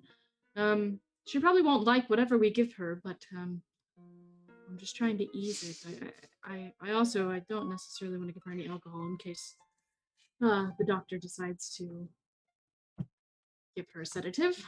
That's fair enough. Fair enough. That is true. I want to tell you something that Maxwell told me not to tell you in front of Maddie, but I had another incident. Incident. With the individual we came to meet. He was having nightmares, you see, and Oh yes, that kind of incident. Are you okay? I'm all right for the moment. I think much better. It was very brief, but Okay. something about London sinking or the Thames rising over London and drowning the city or something. Ah, yes. Hence Well, that's why quite concerning because yes, Miss Carter. Well, I talked to her in her room, and I tried not to talk about it too much. I just kind of figured she may need to get her mind off of things. So I brought up the flowers, and I braided her hair, and I just tried to get her mind off of it. But she did mention drowning and floods, and this information would mean that her madness or sickness may not be unfounded. Then, do you think this person was telling the truth that spoke to you? well, it was a feeling. He's having nightmares of this. And I touched his hand, and then I saw it. And Oh. Yes, well, that's concerning. Do you know more about this kind of thing than I do? Is it possible for them to potentially be cursed or haunted or something of the sort? I mean, I believe in coincidences, but I'm starting to believe in other things too, and this seems to be one of those other things rather than a coincidence. well, I'm starting to try and piece everything together to where, you know, it doesn't freak me out every single time I see something. But I I I do appreciate that you're you believe me. And there's just this gentle pat on your hand. Oh, yes, of course. Yes, I do believe you. I saw you're a rather distinguished and composed woman who, I met rubbing elbows with the elite, right? So, I respect you and your word, and I've seen how your visions impact you, despite knowing that you yourself believed that they were not real. So, yes, of course I believe you. I just and I've seen how I'm just surrounded by these two wonderful and capable women that are being impacted in serious ways from seemingly nothing. So I'm starting to wonder why Bellfont asked me to come and perform a séance. Maybe he knew something. Maybe there was some hint, or yes, and then perhaps. I am bamboozled them. And Well, do you and they think saw that? through it, and that's why I never went back. Or Well, Miss Carter mentioned the possibility of you being a channel. You don't necessarily have to have some kind of attunement to the unknown, but you are just the type of person with your openness that forces can flow through you. And she was actually concerned about being around you because she thought that perhaps you were the reason why things were happening around her, because she thought it was both of us, but then I was gone when something terrible happened. So, and she knows your connection with um, the spirits and the like. So, but I of course told her that that was impractical. That you may simply just be some kind of channel, and she agreed with me, a kind of channel. So, I also wasn't there when she did the thing. I was also out trying yes. to disseminate a lead, but I can understand the confusion. Well, your brain will do whatever it needs to do to Justify. rationalize. So, yes. Well, I certainly hope the doctor gives her something.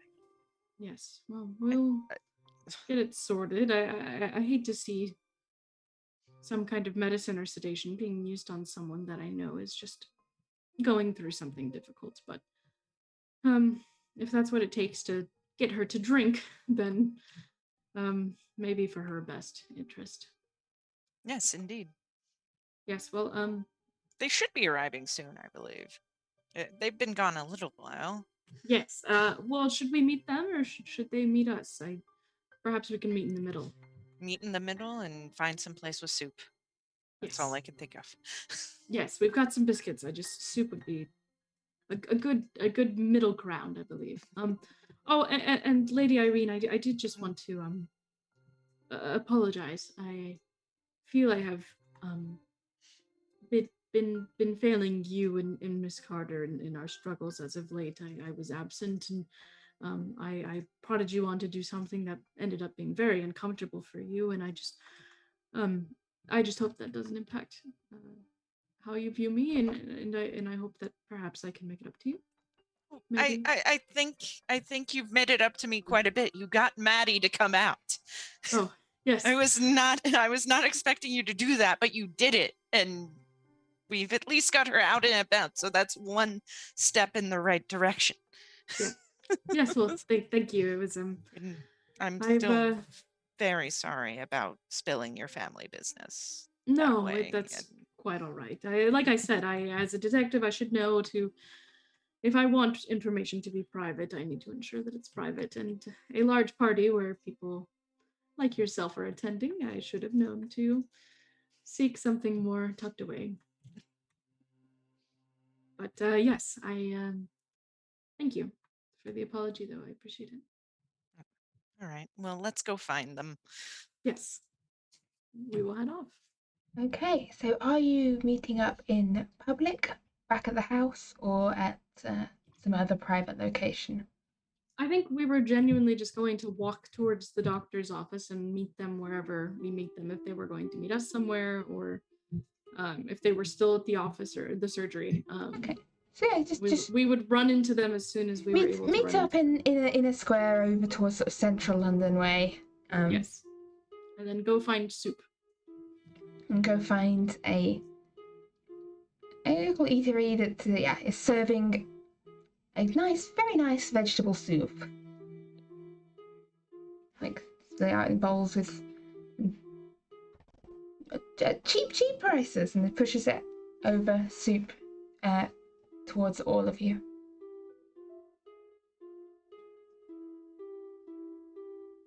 I always did enjoy a good bit of soup. But the doctor did give me a small bottle of quite a wonderful tonic. Just look at the labeling.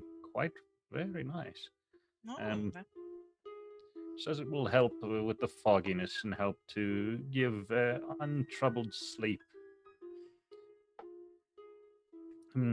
But I was thinking, perhaps not for all of us, but for myself, I think perhaps a small trip by boat later this evening up the Thames may be an agreeable thing for myself. Miss Carter, of course, I understand you may wish to abstain from such a thing. I push the bowl of soup away from me and scoot a little further from Maxwell.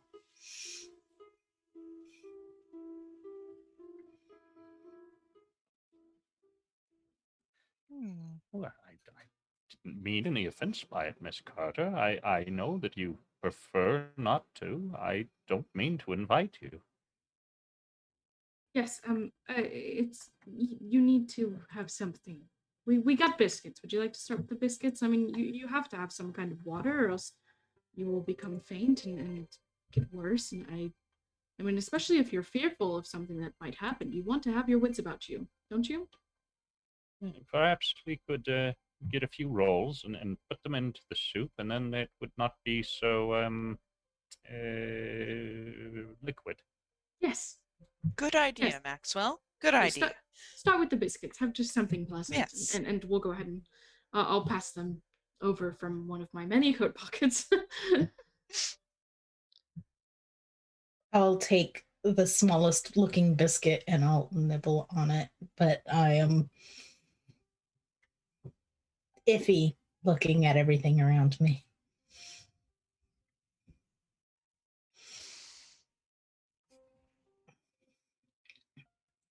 Oh, better than nothing. Oh, by the way, Mr. Porter, I was filled in on Oh, yes, of some course. of the happenings. Say no more. Say no more. Yes.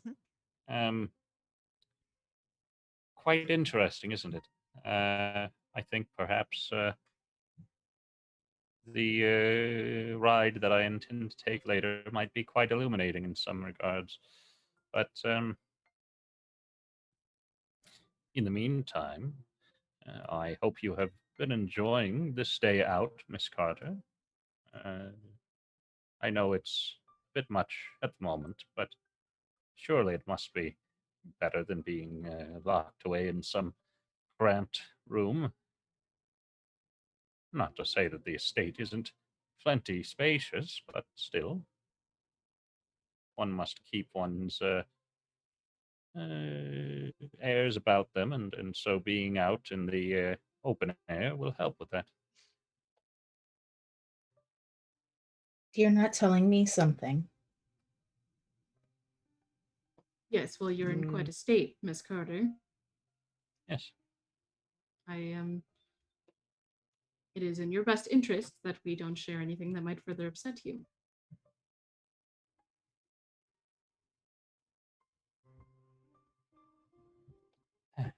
Quite simply put, the estate, I am uncertain, is belonging to Mr. Bellfont, and so I would like to take a trip up the river that I might see which estate specifically he stopped at.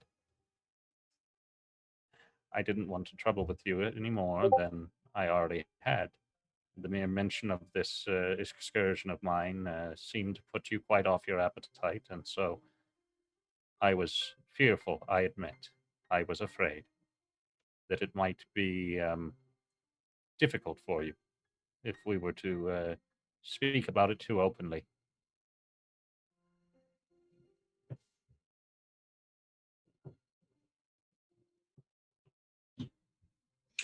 I want to go back to my room. Mm-hmm. We can do that. We can Yes. do that, Miss Carter, but you will not be allowed to live in your room forever. You are across the pond, as they say, from your actual home. You will need to cross an entire ocean eventually if you want to go back. So we need to figure out something to help you. Um, Yeah, Maddie stands up and walks away. Yeah, that sounds about right. Yeah, so as Maddie heads off, presumably home, to the comfort and safety of her own room. I'll just put my head in my hands. That's a fair response. You were doing so well, Detective Lottie. So well. Do not chastise me, Lady Irene. And please, I recommend that neither of you take any of this personally. It is quite her own mind that is causing this. We can only make suggestions. It is up to her to make the decisions. At least that's my understanding of things. The alienists, I'm sure, would have something more to say about it. But if one of you would take this bottle, I'm not sure that it may get to her, but having a bit of this may help her to have some rest, which I think could do her no small amount of good. I am not usually one for subterfuge. I find it to be disagreeable. But yes, well, we discussed this, Lady Irene and I'm also very uncomfortable with these sorts of things. But ultimately, if someone does not want to help themselves, and that is what it takes to get them better, then that is what you must do. So, I will see that it gets to her. You're planning to travel along the river. yes, my contact is in possession of a barge, and I thought it might be nice to take some salt air. But that's, of course, just to obscure other business that I should like to attend. Would you like me to come with you?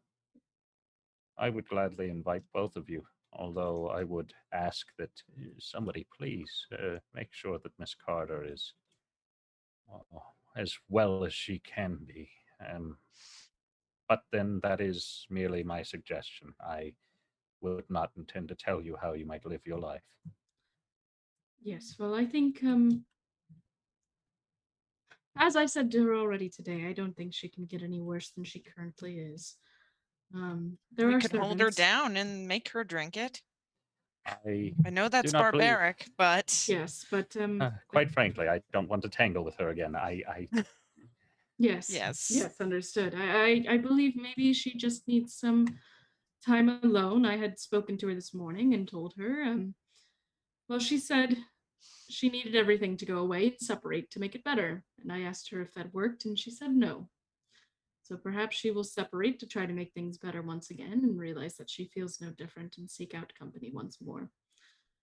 So perhaps that's a lesson she needs to learn on her own.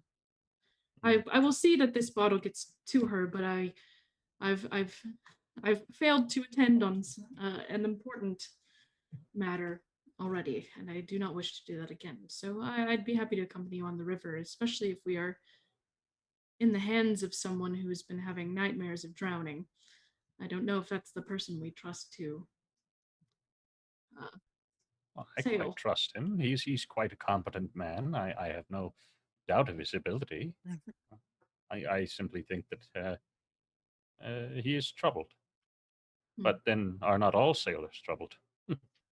Yes, I suppose that's fair. I just don't want. You know how it is when you imagine something is going to play out a certain way, you end up causing it to play out the way that you imagine. So if a man believes he is to drown, then perhaps he shall drown.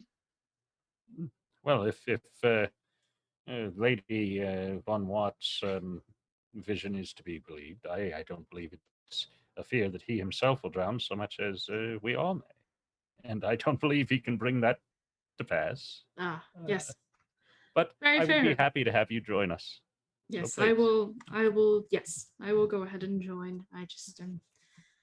I wonder I've if just she would been paranoid myself as well, but paranoid, my dear. What of? I'm sorry to pry, but oh I think no, it. there's just been quite a lot going on. Did we fully fill you in on what happened? Yes, we did. The octopus type Yes, thing, and yes, the and- creature in the bottle. and I mean, Yes. we've all recently seen a corpse, which to me I've seen before, but to Miss Carter I'm not sure, and to Lady Irene I'm not sure as well. It can be rather overwhelming to see a dead body, and Certainly.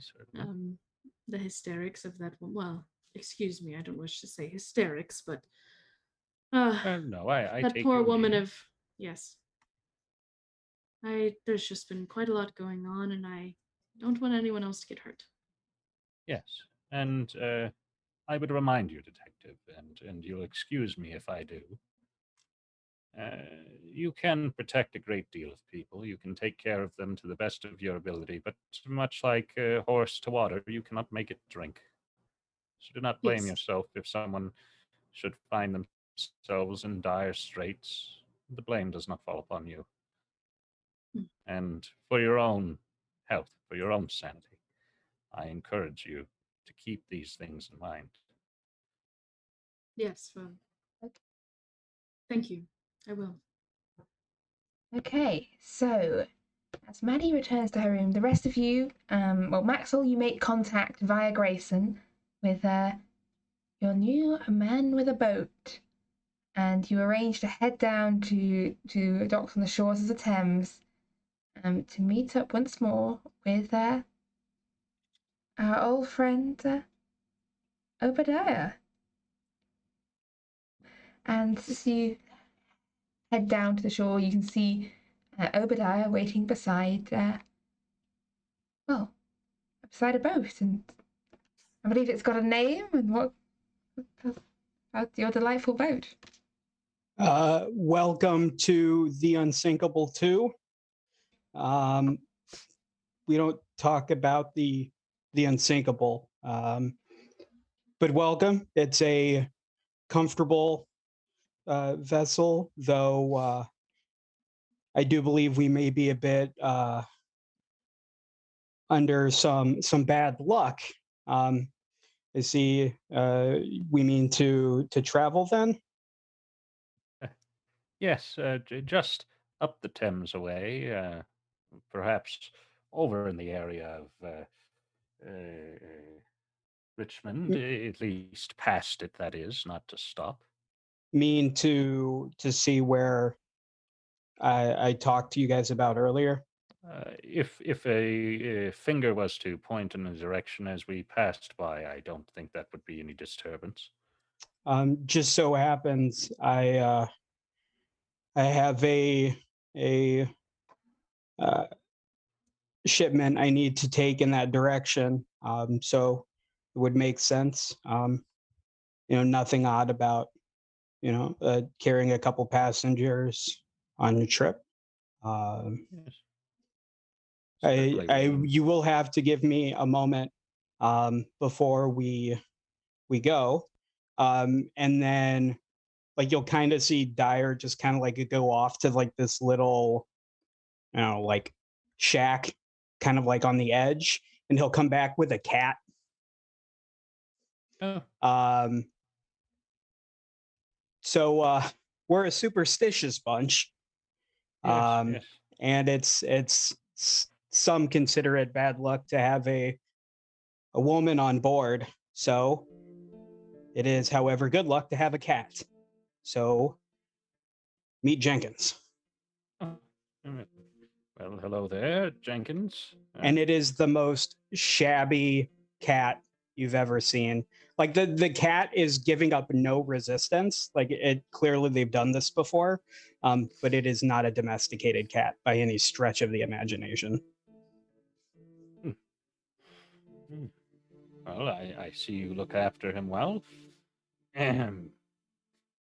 For you, this is Detective Lottie Shaw and And Detective Lottie he'll kind of like gesture to the lady and then look over at the detective. A Lady Dick. Yes, I hear they can do all sorts of things nowadays. Really Interesting. quite inspiring. Well, please come aboard. We can, go under the cover of night. And I can show you where we were talking about. If you don't mind, sir. Not at all. Oh, and So, I suppose we ought to arrange a fee for their transportation in case anyone should ask. It's not necessary. If it comes up, you paid your fee. But again, like I said, you're doing me a favor.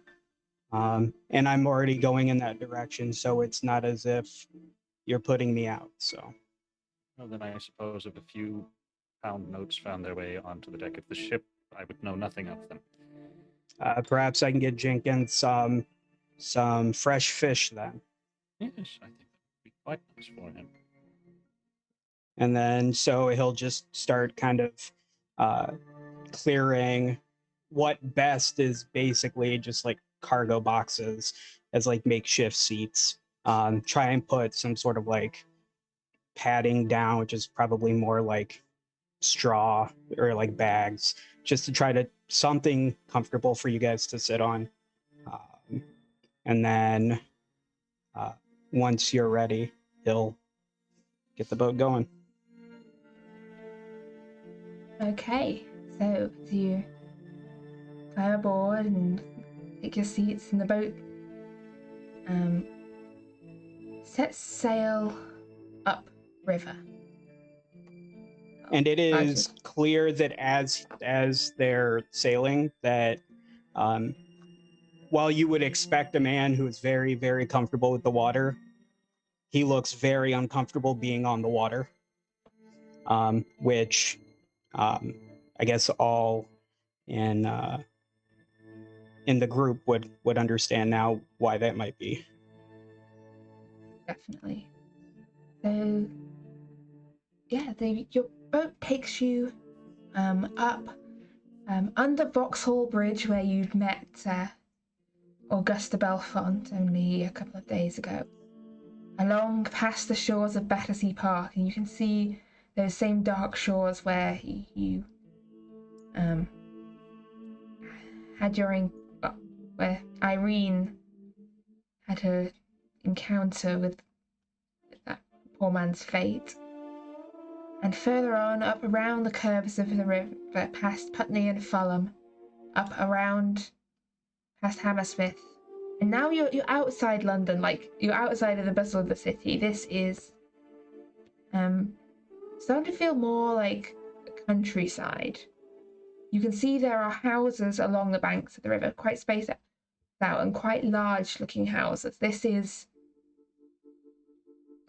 quite a lot of old, large manor houses. And as you pass around another curve of the river, under Kew Bridge, you pass down the shadows of like the royal palace there, and down around out towards Richmond. And you're got carried part of the way by the tide. The tide is rising, so this is very much the tidal part of the Thames. And as the tide rushes up, it helps carry you upriver.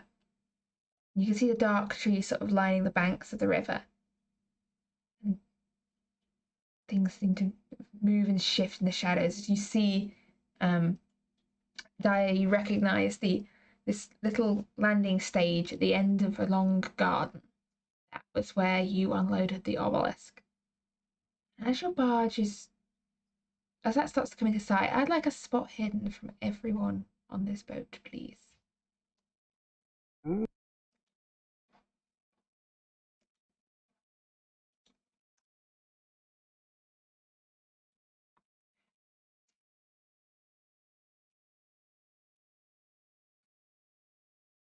Okay, so as the barge turns another drowned in the river. Lottie and Irene both get a glimpse of someone moving on the shore between the trees. And you see them move down from the tree line, down into the water.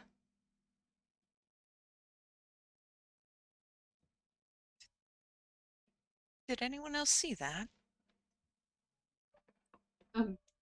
Yes, if I believe we See saw what? the same thing. There was some figure just entered the water. I mean, they perchance slipped. We should go investigate and see if they need help getting out. I'm not sure what that was. So immediately as she starts talking about something going in the water, he's immediately like looking over the edges, afraid that something's gonna try to maybe like pull him into the water, and he just starts getting like really uneasy. You can see the water it's night. It looks almost inky black in the night sky. And it's a river water, so it's hard to see if there's something moving underneath it. But occasionally there's hints of, was that movement? Was that a fish? And there's a splash on the shores again. And it's outside of the light of your boat, isn't it? It's completely black out there. I don't know. We should keep going. This doesn't feel right. Very well, Captain. If someone slipped and fell into the water, I mean, we should help them, shouldn't we? I don't understand the hesitation. If you've had the nightmares I had, you wouldn't be so concerned about others in the water. More importantly, this is my boat, and I do have other business to finish, so I don't think I'll be stopping. Very well. Well then, Captain, at your earliest convenience, if you might let us off the barge, and then perhaps we might assuage some of the concerns of a fair detective. Then, as soon as like the first like port or the first ability to get off, he'll stop, just long enough for you guys to get off. I mean, the first one is the jetty at the end of the garden. Are you sure you want to do this? I mean, it's my duty to help and protect people, but I suppose we don't have to. No. No, you're more than. Well, I think it's a bad idea. Perhaps it was just someone taking a late night swim, Detective Lottie. This excursion was for more so reconnaissance, I believe. So yes, that's fine. The last time we saw someone near water, they were making a sacrifice. So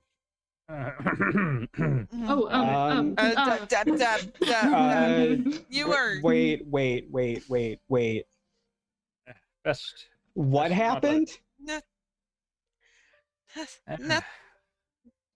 She's joking. There was a game that was being played. She's joking.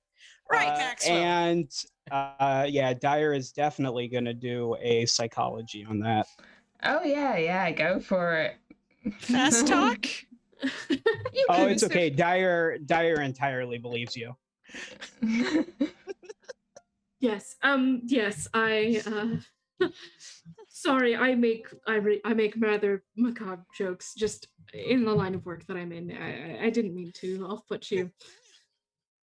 Well, I mean, if I like it less, but I mean, if you feel that it's something that we should look into, I mean, we can stop and hop off real quick, but I am not going in that water. No, it's quite all right. I guess we should just continue. Perhaps that is for the best, at least for now.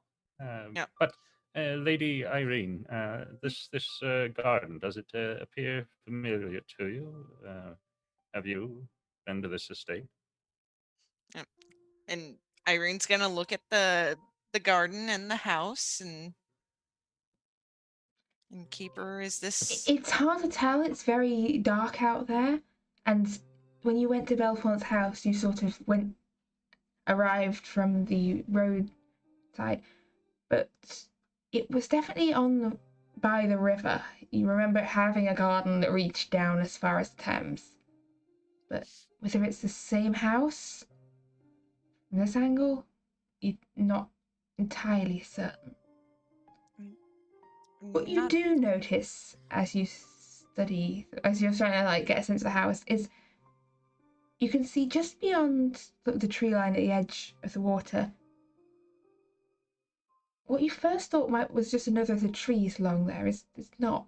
There's a stone column rising up from amidst the undergrowth and trees. Does it look like the obelisk that we dropped off? Again, from this distance, in the dark, hard to be sure, but it definitely looks like an obelisk. And, how many obelisks can one man have on an estate? Amazing. I'm not quite sure if it's his house, because I entered from the road, but they did have a garden that reached all the way down to the river. And that's new. Definitely if it is. When you came here last, is this about how long it would have taken to get there? Like rough area? Keeper, would that be accurate? Yeah, you're definitely in the right part of London.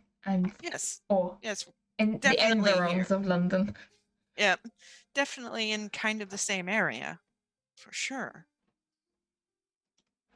Then I suppose at some point during daylight we shall have to return by the road so that you might recognize the estate, and perhaps we might find some way to take a peek at the back garden, because that pillar of stone does intrigue me quite a lot. But we shouldn't delay our captain overly much. You have deliveries to make, and I wouldn't want to impose any more than we already have. I mean, we can,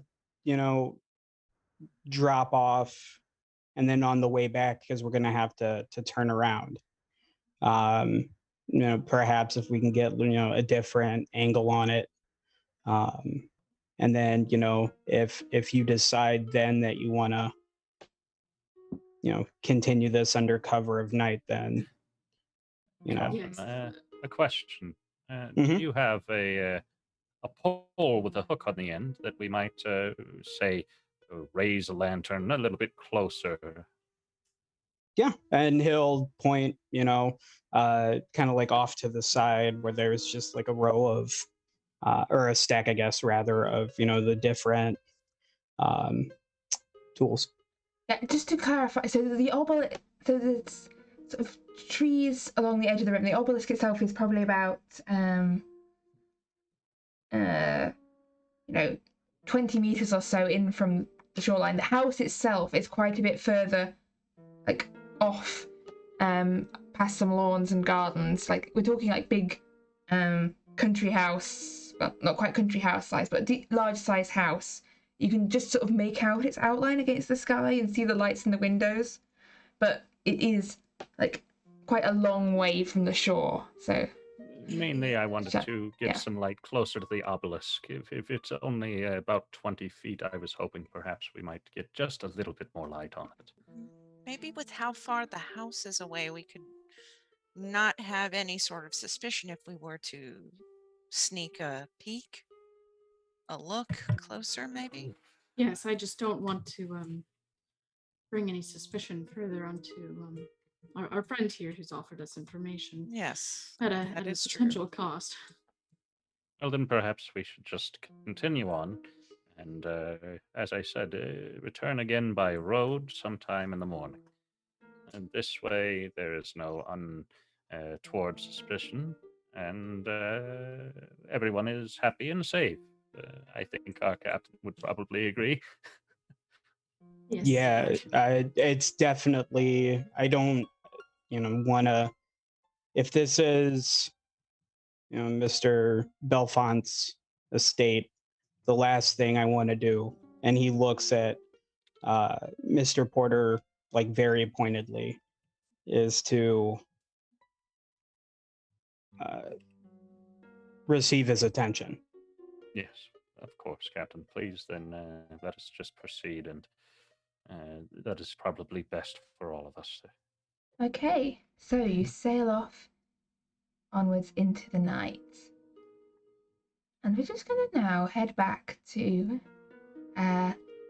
Grosvenor Square, where whilst everyone else is off on a delightful little riverboat trip, the candles are lit and burning, I assume, in Maddie's room. Yes, and the door is locked once again. No water in the room.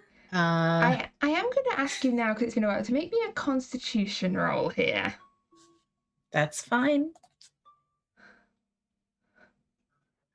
And for now, you are, you're thirsty. You can feel dried out, parched, and thirsty. But for now, you're not keeling over just yet. No, of course not, because there's been many days that she's forgotten to eat and drink because she was studying. They're starting to feel the effects of thirst. As you hear outside your room a familiar tap, tap, tap of a cane along the floor, and then a knock on the door. Maddie, darling. It's John. And she will let him into the room. All the candles are lit. It is very bright. The curtains are drawn across the windows. I see why James was on at me about needing to add more candles to the monthly purchase. That's certainly getting through them at the fair rate, dear. Now, what's the matter? I hope this isn't still all about that horrible to do at the party. Because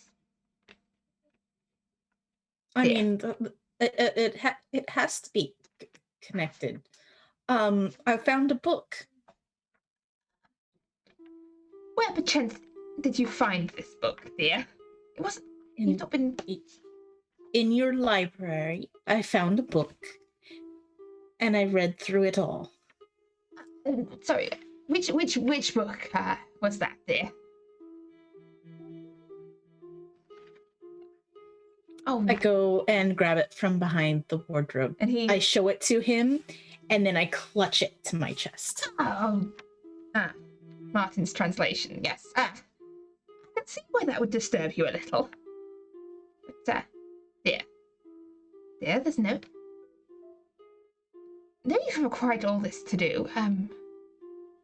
I assure you, things are not as dire as Martin makes out, and, well, not Martin so much as the original author.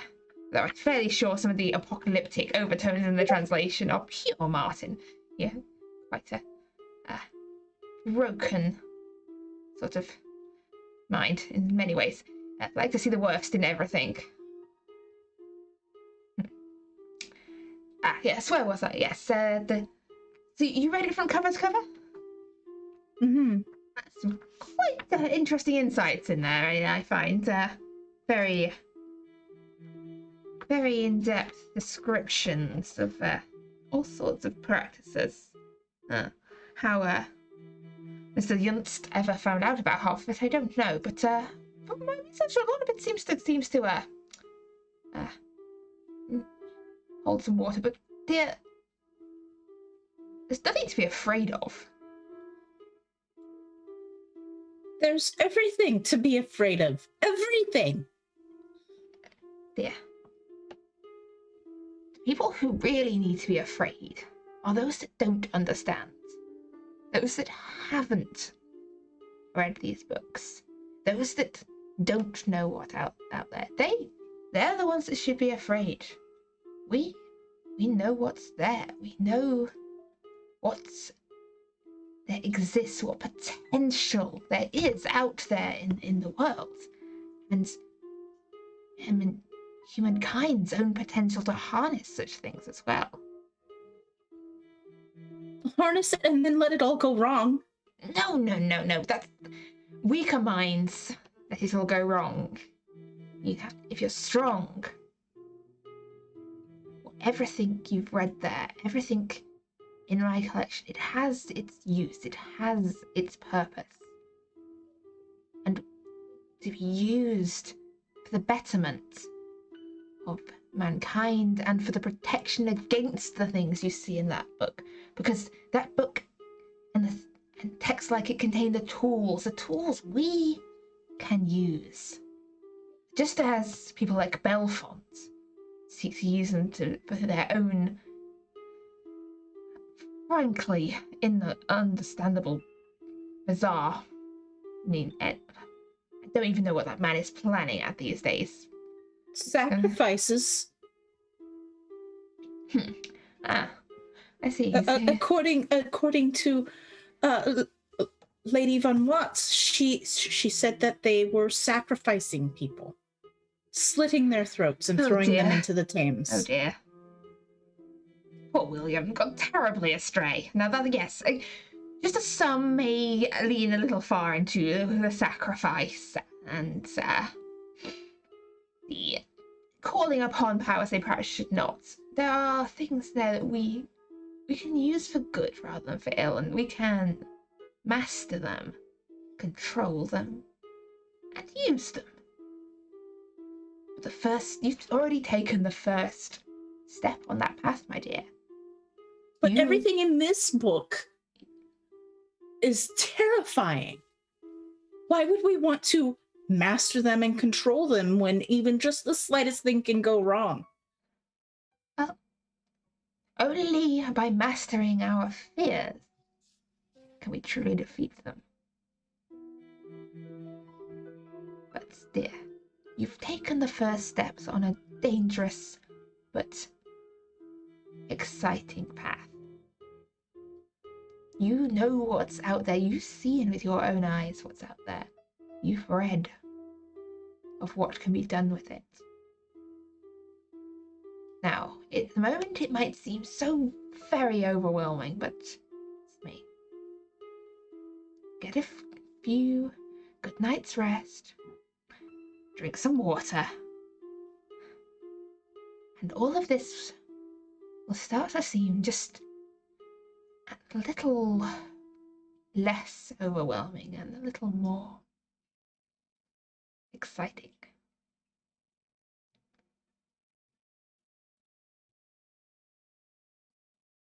Or, otherwise, if you want this all to go away, hand me the book. And I can assure that you are taken somewhere safe, where you'll be well looked after.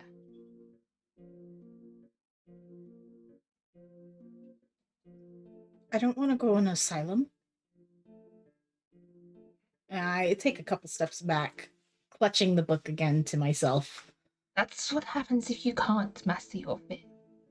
End up like poor Martin. There's two paths here. You master them, become stronger, or let them break you, let them defeat you.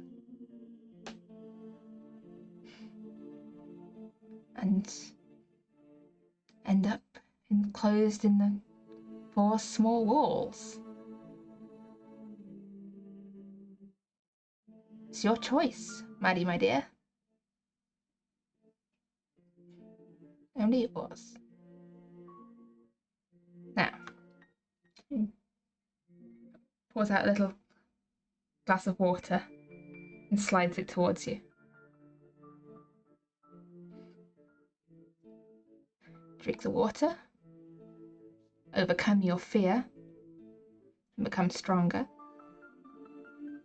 Or hide from it, cower away in this preposterous amount of candles.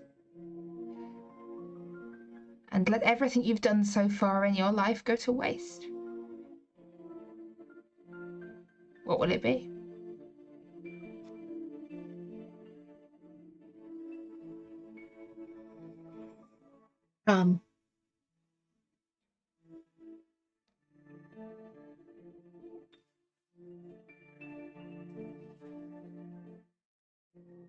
I will very shakily reach my hand out and grab the glass of water. It's not completely full, is it? No. Because if it is, it will spill. And then she will slowly, she'll sniff it before she puts it to her mouth. It doesn't smell like seawater. It smells like plain water. Plain, well water. Good water. And she'll drink a sip. There's my girl. Now, let's put out a few of these candles.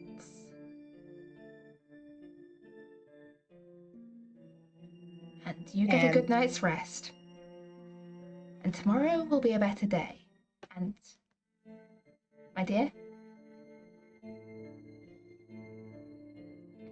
don't mention this little nap to the others just yet. I'm not sure they're quite ready. Very well, Uncle. And I'll go Good around night. the room, and every other candle I'll put out. As Sir John stands up, picks up his cane, and it's a tap, tap, tap, as he heads away into the night.